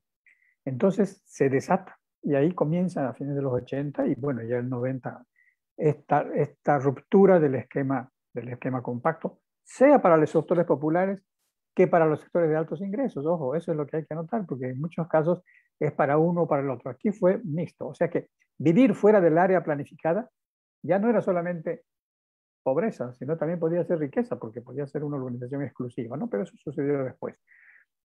Pero ese fue el impacto. El impacto fue en la demanda, o sea, en el crecimiento de la inmigración y la demanda de tierra de población de bajos recursos, pero normalmente que es la que llegaba, ¿no es cierto? Interesante, estamos entrando en los 90. La municipalización, participación popular. La participación popular no hace más que reforzar este modelo municipalista que ya había surgido en Santa Cruz. Como que gente que trabajó en este modelo municipalista de Santa Cruz, algunos estuvieron también en La Paz después ya para la ley de participación Claro, popular, ¿no? Entonces fue el germen, yo diría, de todo Carlos esto, Hugo Molina. de que Sí, así es. el dueño tiene que ser el gobierno municipal, el dueño del territorio, hay que ya definirle que todo el territorio es del gobierno municipal. Y entonces nace este municipalismo que es reforzado por la ley 1551, ¿no es cierto? Y que significa un gran cambio. Ahora, en el caso de Santa Cruz, significa la irrupción en la política de Percy Fernández, ¿no? Con el MNR. Y yo quiero insistir en eso, con el MNR, porque Percy Fernández solo es una persona muy caótica, muy difícil, no tiene la disciplina, digamos, de poder, ¿no? En cambio, un equipo técnico que esté ahí y que lo frene y que lo oriente y lo guíe era muy necesario. Por eso es que la cosa funcionó, ¿no? Por eso funcionó. Entonces, entre otras cosas, las genialidades que inventaron, no muchas de ellas positivas al final de cuentas, pero que políticamente muy rentables, como durante los años 80 no se había invertido nada, la ciudad era puro calles de barro. Se había ya conversado con algunas para que los vecinos aporten y que hagan su pavimento, ¿no? Ya había dos barrios que se habían hecho de esa manera, pero llega Percy Fernández y el equipo de Menelista dice, ¿y por qué no hacemos? Porque ya hay plata, ya hay platita. Hagamos el pavimento gratis, le pavimentamos a la gente. Ah, no, pues eso políticamente eso te puede permitir gobernar 15 años, 20 años, ¿no es cierto? Porque ¿a quién no va a votar por alguien que le pavimenta gratis su calle, ¿no es cierto? Y le valoriza su terreno por lo menos 10 veces más. Y ese fue el fenómeno, fue de los elementos más importantes. Pero hubo también, y debo reconocerlo, hubo un apoyo muy importante a la planificación en este periodo. El 93 se hizo, creo que es el único caso, de un plan de desarrollo urbano para Santa Cruz, que no era solo el diseño urbanístico, daba los lineamientos para el diseño urbanístico, pero era también de los temas socioeconómicos, institucionales, administrativos, de gestión, todo. Era un plan muy completo. De ahí nació el otro plan director que es del 95, pero el plan como plan de desarrollo urbano, y eso fue bajo Percy, ¿no? Entonces digo, yo creo que fue un buen momento, la primera parte por lo menos de esto fue un buen momento para, para Santa Cruz. Lamentablemente, eso después fue, como todo, fue convirtiéndose en una herramienta de poder, ¿no? si la alcaldía es dueña de la ciudad, y si yo soy dueño de la alcaldía, yo soy dueño aquí de todo el pueblo. Y entonces se comenzó a entrar ya en un esquema autoritario de municipio, excluyente de otros partidos, de otras opiniones, y se fue cada vez cerrando.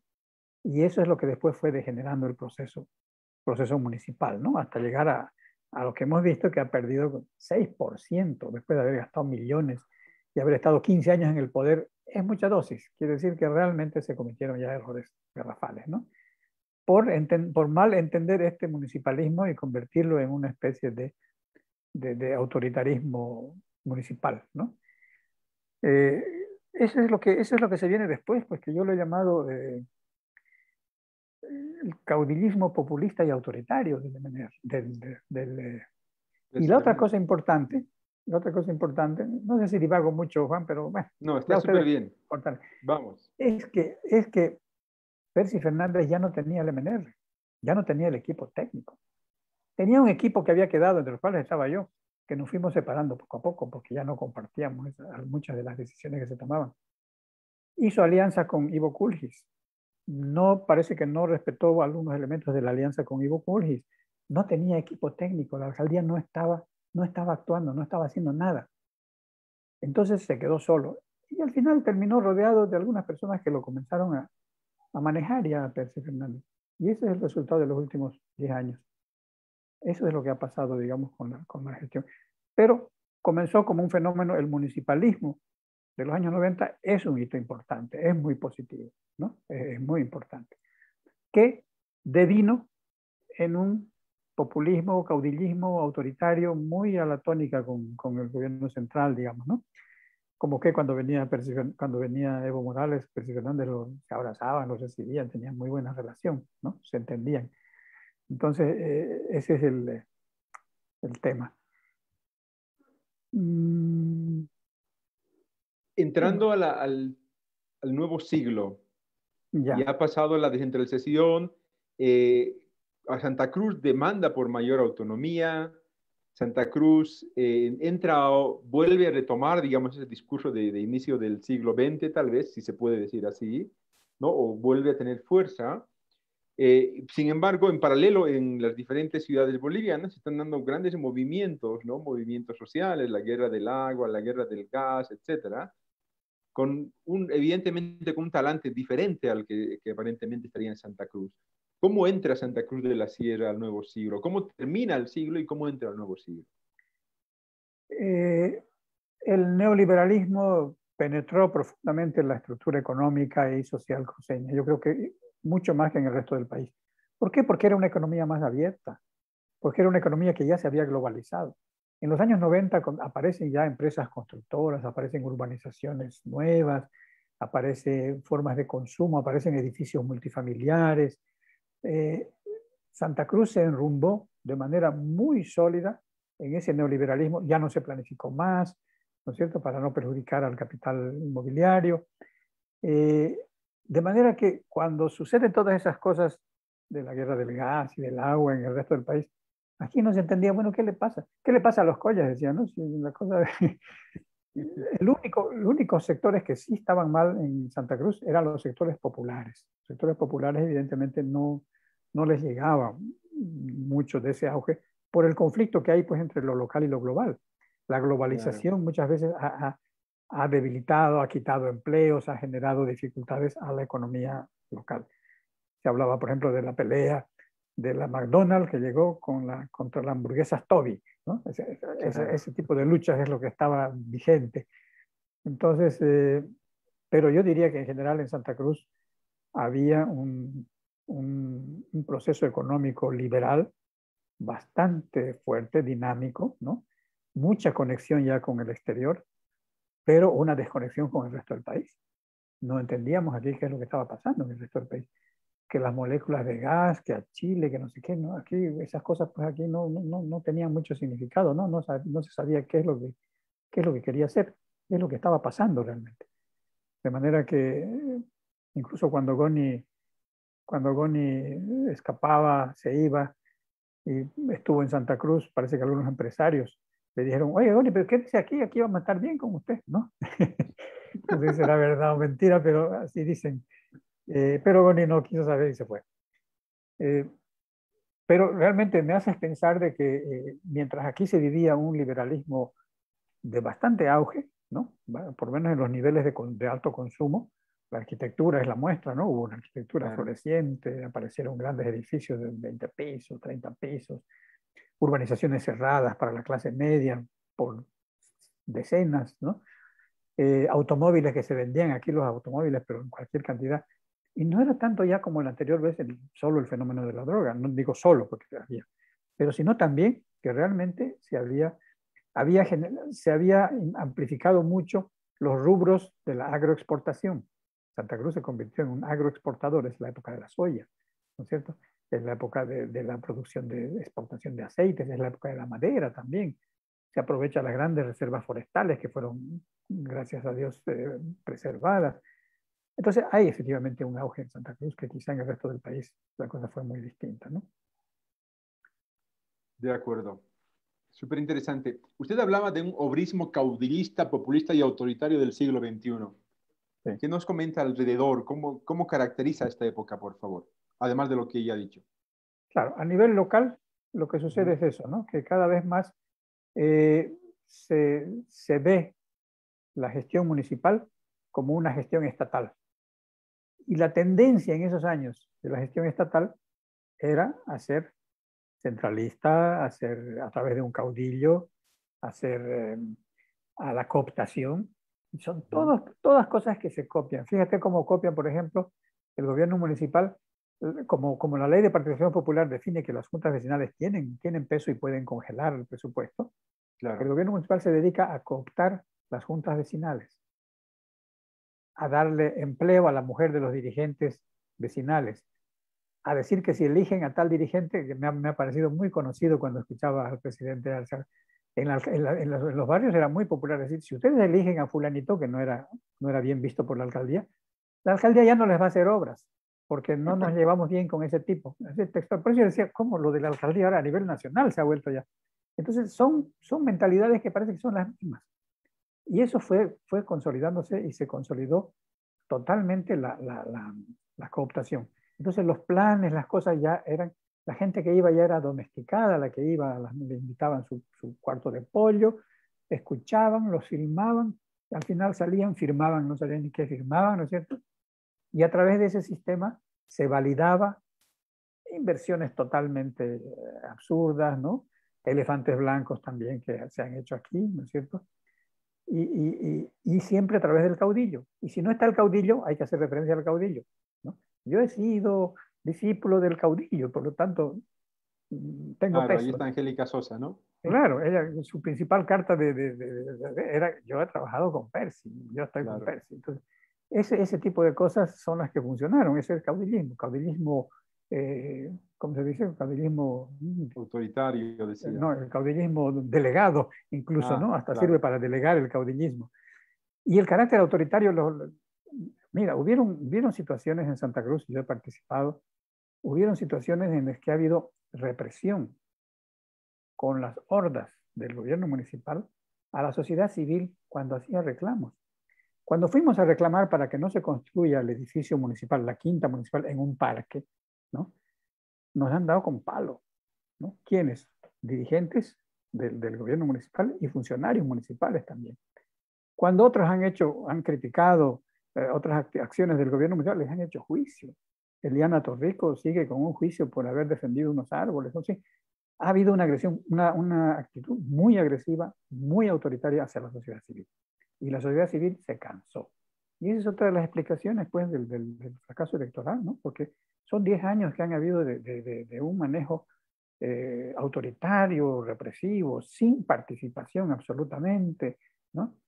Y eso hemos vivido y esos son los últimos años que se puede hablar sobre Santa Cruz, ¿no? De acuerdo. Una, El fenómeno, una, una sí, cosita más que quizás yo, para este periodo del auge, te quisiera mostrar algunas fotitos para que claro, entendamos por qué es lo supuesto, que, es por lo que favor. estaba pasando, ¿no? Cierto.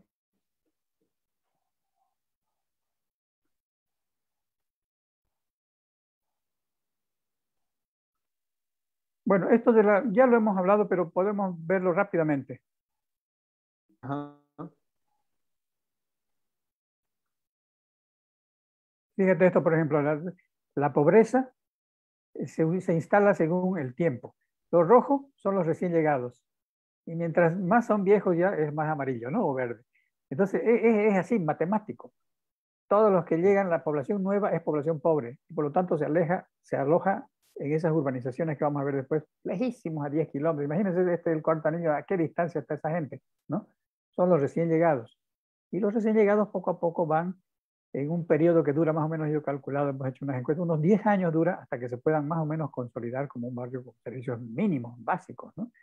Entonces, esa es la manera como ha crecido Santa Cruz, con un costo social muy, muy alto, ¿no? Así sucede, ¿ves? Fíjense. Ordenado sí, porque ha habido topógrafos, porque el capital inmobiliario para el sector popular se ha preocupado de que sea ordenado. Fíjense los manzanos alargados para lotear mejor, el respeto de las vías troncales, pero, pero la dispersión, miren, ¿no?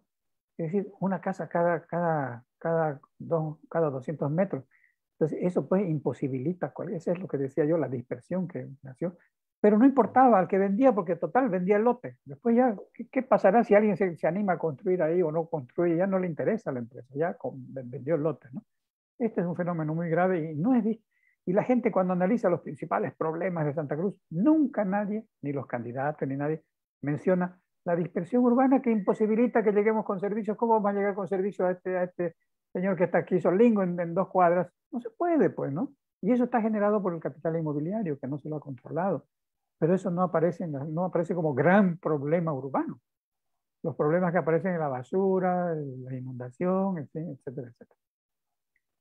Eh, Mira, es un crecimiento, es decir, es cuadriculado perfecto. Aquí ha habido topógrafos, ha habido empresa, ha habido plata, y después se va a ir rellenando como se pueda, ¿no? Entonces, yo creo que esto también permite ver que el crecimiento de Santa Cruz no es es informal, pero es topográficamente formal. Es informal porque la propiedad no sabe de quién era, hay problemas de títulos, no terminaron de pagar, le quitaron el lote, unas barbaridades que pasan, ¿no? Pero es formal en el sentido de que respetan radiales, avenidas, los manzanos las calles son perfectas, ¿no? Sin embargo, son intervenciones, digamos que esta no sé exactamente cuál es, pero no interesa, es la forma como se ha venido dando el proceso, ¿no? Después se va rellenando, ¿ves? Poco a poco. Y mantiene una cierta lógica, mantiene sus avenidas, mantienen áreas verdes, en fin. Aquí está ya cuando ya esto, quién sabe cuántos años tendrá esta unidad vecinal, de tener más de 10 años, ya se está más o menos rellenando, ¿no? Claro. Y el resultado es, sin embargo, el resultado es calles como esta, ¿no? La calle es recta, la calle es ancha, ¿no? Pero da una sensación de desolación, yo no sé. Las construcciones como ya no pueden estar a la calle, están retiradas, pero la gente hace una barda como pueda, que también son un paisaje urbano horrible, ¿no es cierto? La vereda no la hace nadie. Para el drenaje se hace un canal de drenaje que lo ven ahí, ese verde, que si lo limpian Claro. bien funciona, pero si no, no funciona porque alguno por ahí lo tapa, no es solución tampoco definitiva. Entonces, este es, digamos, el paisaje urbano que se genera en esas zonas que hemos visto, calles rectas, anchas, pero no hay ciudad, no se hace ciudad ahí, ¿no? Y, para peor, esa estaba planita, había pasado hace poco la motoniveladora, pero la mayor parte de esas grandes avenidas que se ven en las fotos están en estas condiciones, ¿no? Es decir, no hay un mantenimiento. ¿Y qué pasa cuando a la calle le aparece al frente una urbanización cerrada, como esa de la derecha? Entonces aparece el muro, ¿no? Aparece la muralla esa impenetrable. ¿O qué pasa en una calle si por ahí a los gremialistas, de la informalidad otra vez, se les ocurrió que esa calle, no sé por qué, esa avenida, era buen negocio ahí? O alguien comenzó con una carpita que después siguió otra vez. El resultado es este. Eso que ven azul son los toldos de plástico de la calle totalmente ocupada. Y no estamos hablando de los pozos, de la ramada. Esto es lejos, fíjense. El resto de las casitas son casitas de periferia, ¿no es cierto? Pero ahí está. Y vayamos un poquito a mostrar, bueno, pero la gente que llega pues, debe ser de las minas, Este es un optimista, me gusta, de hecho su cuartito, eso está bien. Pero pone su cartel, taller, pintura, oxígeno, metalmecánica, parabrisas. Yo no sé dónde podrá hacer todo eso, pero él se lo propone, pone su cartel por lo pronto, ¿no? Este es el cuartito, este es lo que se llama el cuartingo. Se hizo su cuartingo, dice, ¿no? Está el lote enorme y ya tiene su cuartingo. Ajá. Al cuartingo se le aumenta porque aquí, si es colla, igual le aumenta la galería, pues. Mira esta galería que es una Claro. hoja usada de calamina con unos palillos de dientes que están ahí, bueno, pero ya tiene galería, ¿no? Esta Ya es es la el estilo familia cruceño. típica, esta es la familia típica, ¿no es cierto? Este es un artesano que vive en uno de estos barrios, pero que su actividad la desarrolla ahí mismo, ¿no es cierto? Es un carpintero. Esta es una galería de esas de calamina, ahí comen, ahí viven, es la cocina, es el living, el comedor, todo, porque el cuartín no. Aquí está, ¿ves? La familia que vive en la galería. Esto lo pasamos rápidamente. El patio, si hay un árbol, pues el patio ya ese es el living, ¿no? Ya ahí se come, ahí se charla, porque hay sombra, es fresco, ¿no?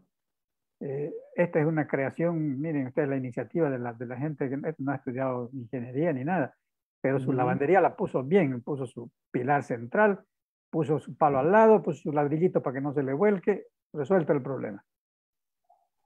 Este es un muro hecho de madera, fíjense cómo esto parece una obra de arte, ¿no? Con puro maderitas, maderitas, maderitas, completó un muro. Este es el infaltable loro que está ahí que con la escoba, porque hay que limpiar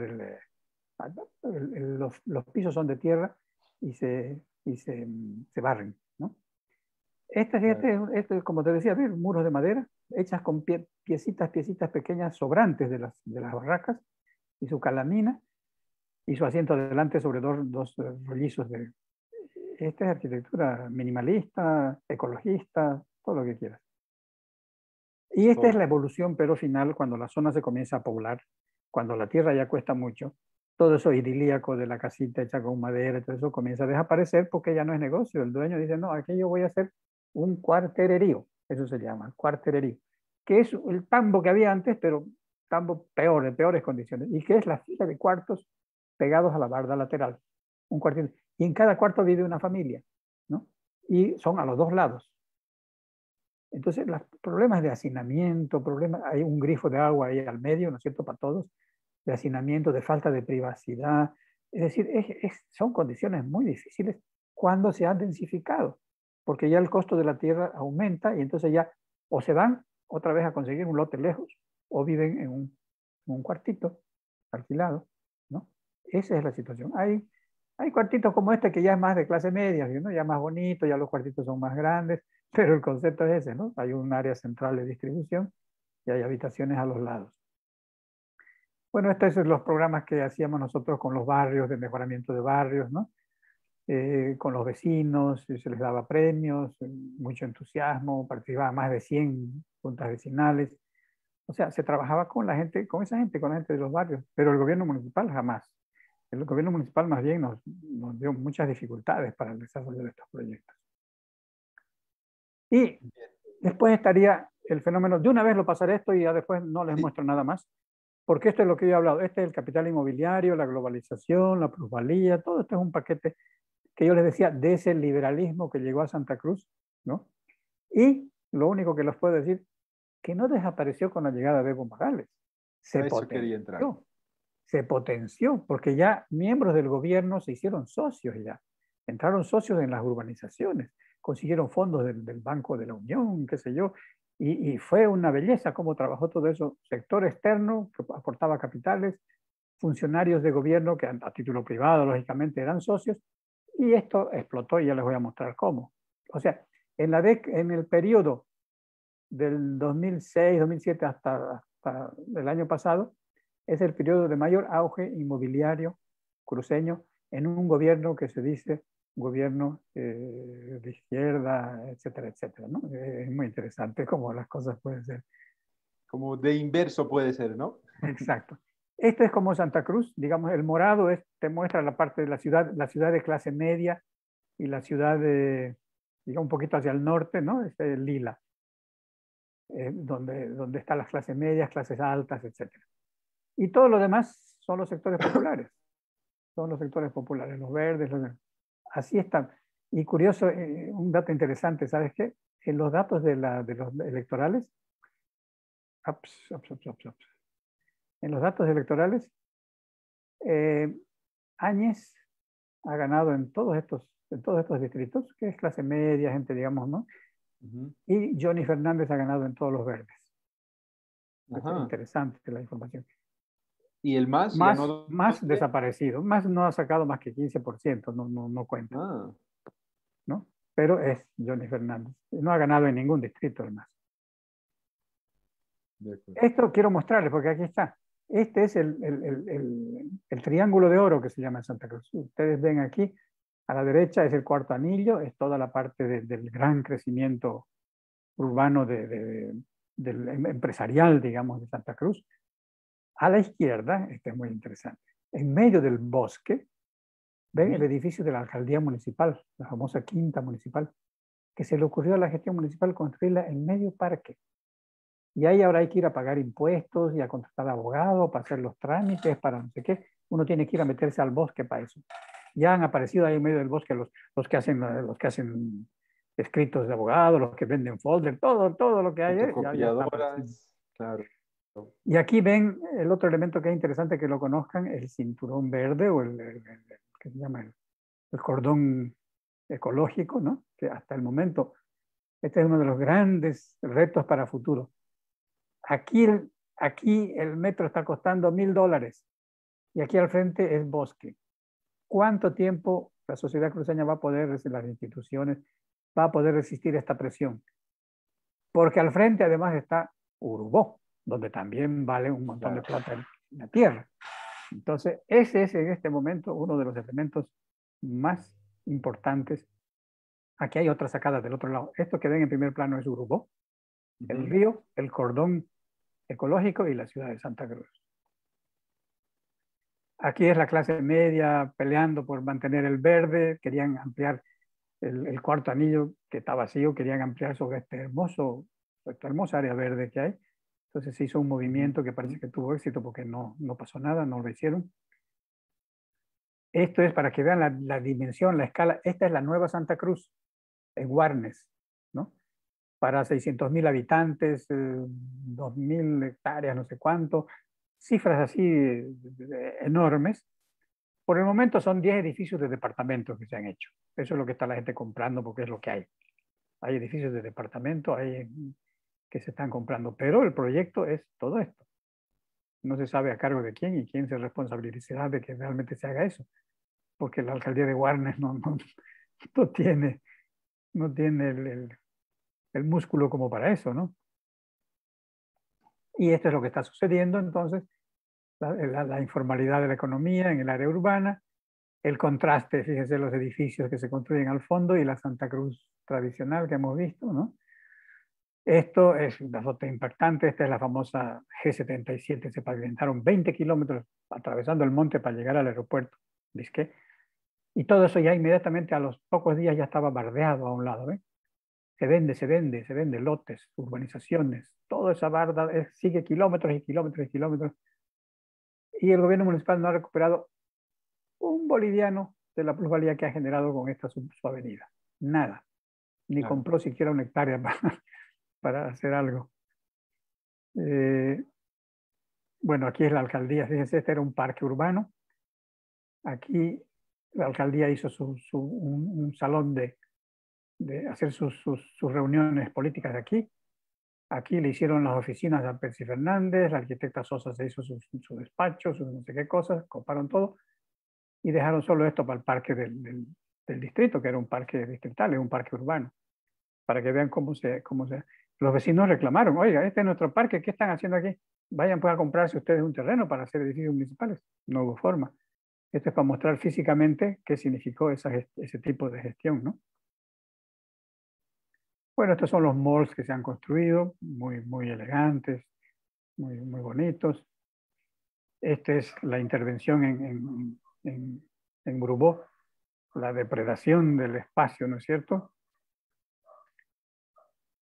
Este es el sueño de la clase media cruceña ahora, urbanización cerrada, casa en hilera de 2 pisos, su auto a la puerta, cerrado, no hay peligro de que haya ni chicherías, ni carpinterías, ni nada. Y esto es lo que se está difundiendo, pero de manera increíble, ¿no? Son cientos de unidades de urbanizaciones cerradas de este tipo, que son las de más densidad. Hay otras que son vivienda unifamiliar aislada, de mucho lujo, con mucho verde. Esta es para la clase media, porque también la clase media ya quiere vivir en una urbanización cerrada. Y esta, en cambio, es para la clase alta. Arriba no es el Golfo Pérsico, eso que se ve arriba, es Santa Cruz, ya están construidas. Igualita que, y esa de abajo es la nueva Santa Cruz, son los edificios que están construyendo. Entonces, esto nace no así nomás, ¿no? Aquí tiene que haber gran capital externo, globalización, capital interno y capital de quién sabe más de dónde, para que pueda pensarse a esta escala. Y aquí está en un plano que muestra, este es Santa Cruz, ¿no? Este es Guarnes y este es Montero. En azul, las grandes urbanizaciones ya han llegado casi a la altura de Montero. O sea, esta Urbo Norte, que se llama, está ya a 40 kilómetros de Santa Cruz. Y aquí hay otras, y aquí hay otras, y aquí hay un nuevo Urubó, etcétera, etcétera. Este es Satélite Norte, aquí está Pentaguazú, aquí está el parque industrial, son 2.000 hectáreas de parque industrial privado, y aquí está la nueva Santa Cruz, y aquí está Santa Cruz, para que se ubiquen. Con esto yo creo que así se actúa en Urubó, ¿no es cierto? Abriendo avenidas. No importa la topografía, esto se va a erosionar en la primera lluvia, pero bueno, sabrán lo que hacen. Y esta ya está entregada, esta laguna. Ya está entregada, ya hay gente que está en las construcciones. Sí. Bueno, ya lo vimos esto, ¿no? Los sueños de... Bueno, yo creo que con eso no quiero mostrar más y cerraremos ya conceptualmente, porque además creo que ya se nos acabó el tiempo. Bien.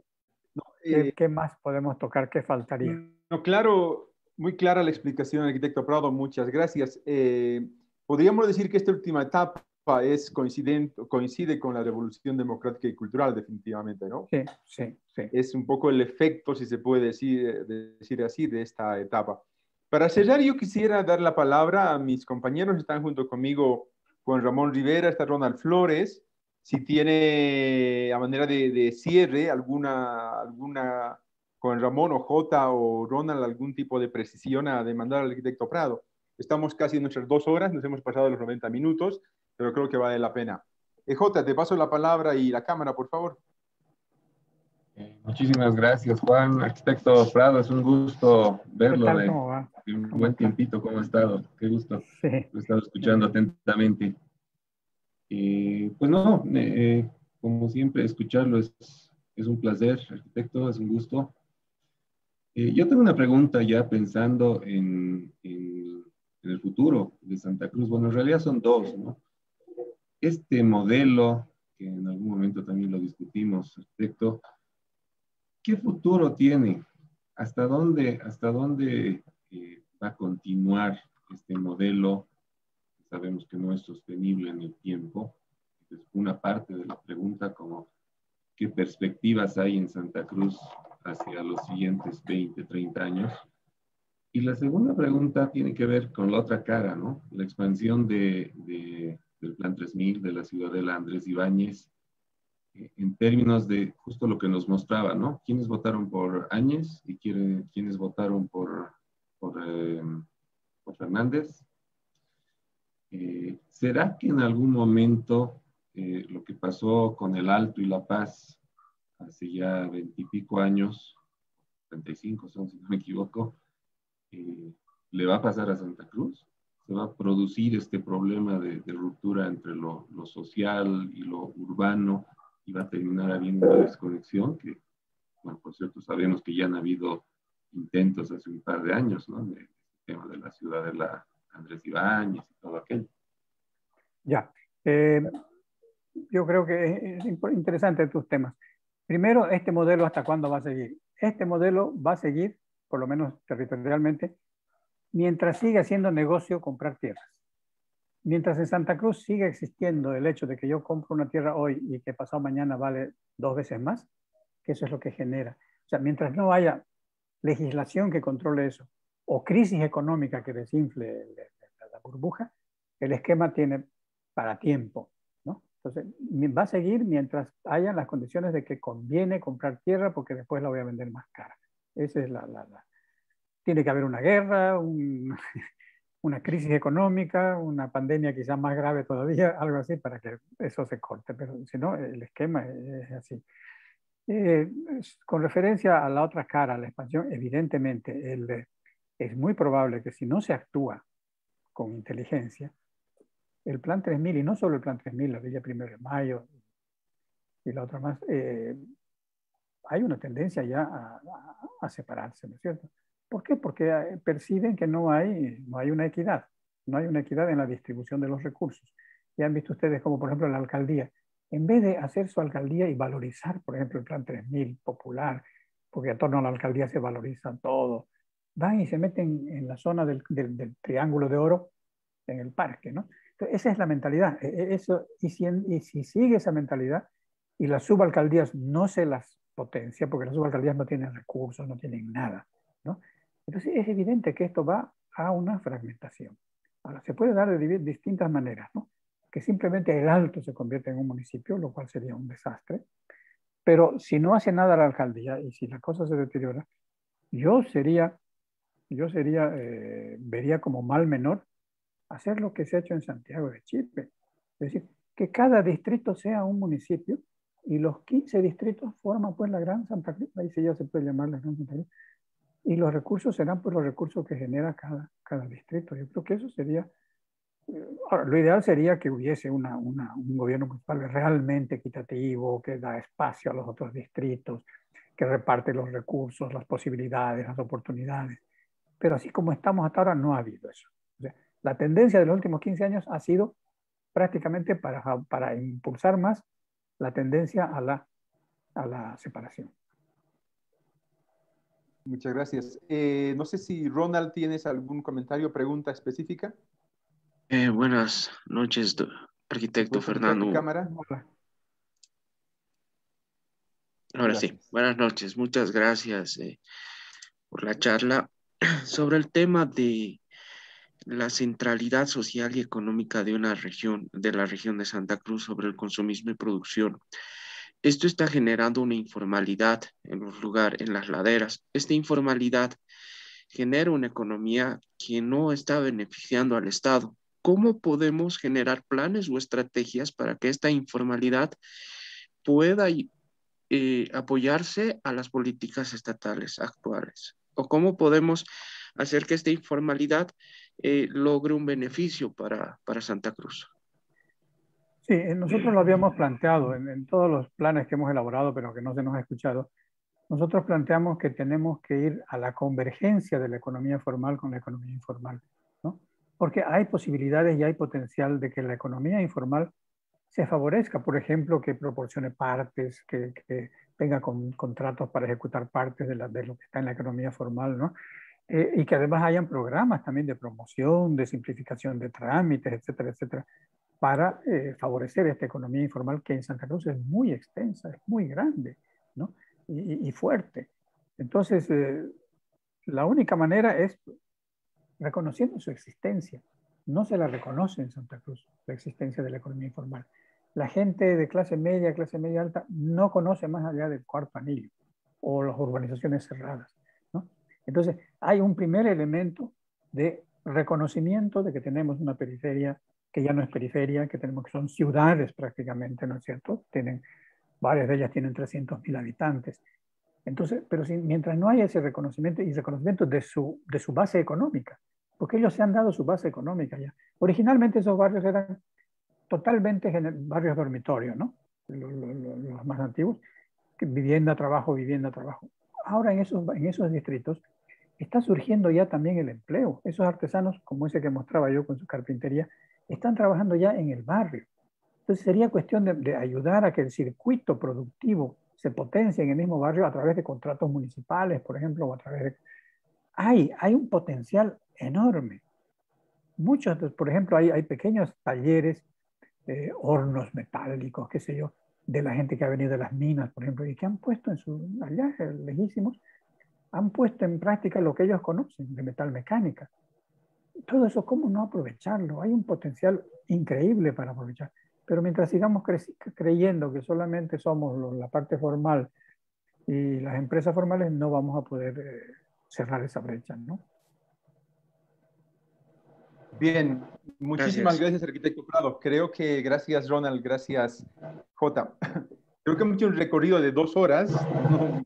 Pasamos un poquito el tiempo, pero que nos ha permitido definitivamente comprender o tener una aproximación interesante a la evolución de Santa Cruz, ¿no? Creo que nos deja ver el rol, además, si bien una de las preguntas finales tenía que ser un poco el rol de Santa Cruz, creo que en general se ha respondido, ¿no? El rol de Santa Cruz respecto al resto del país.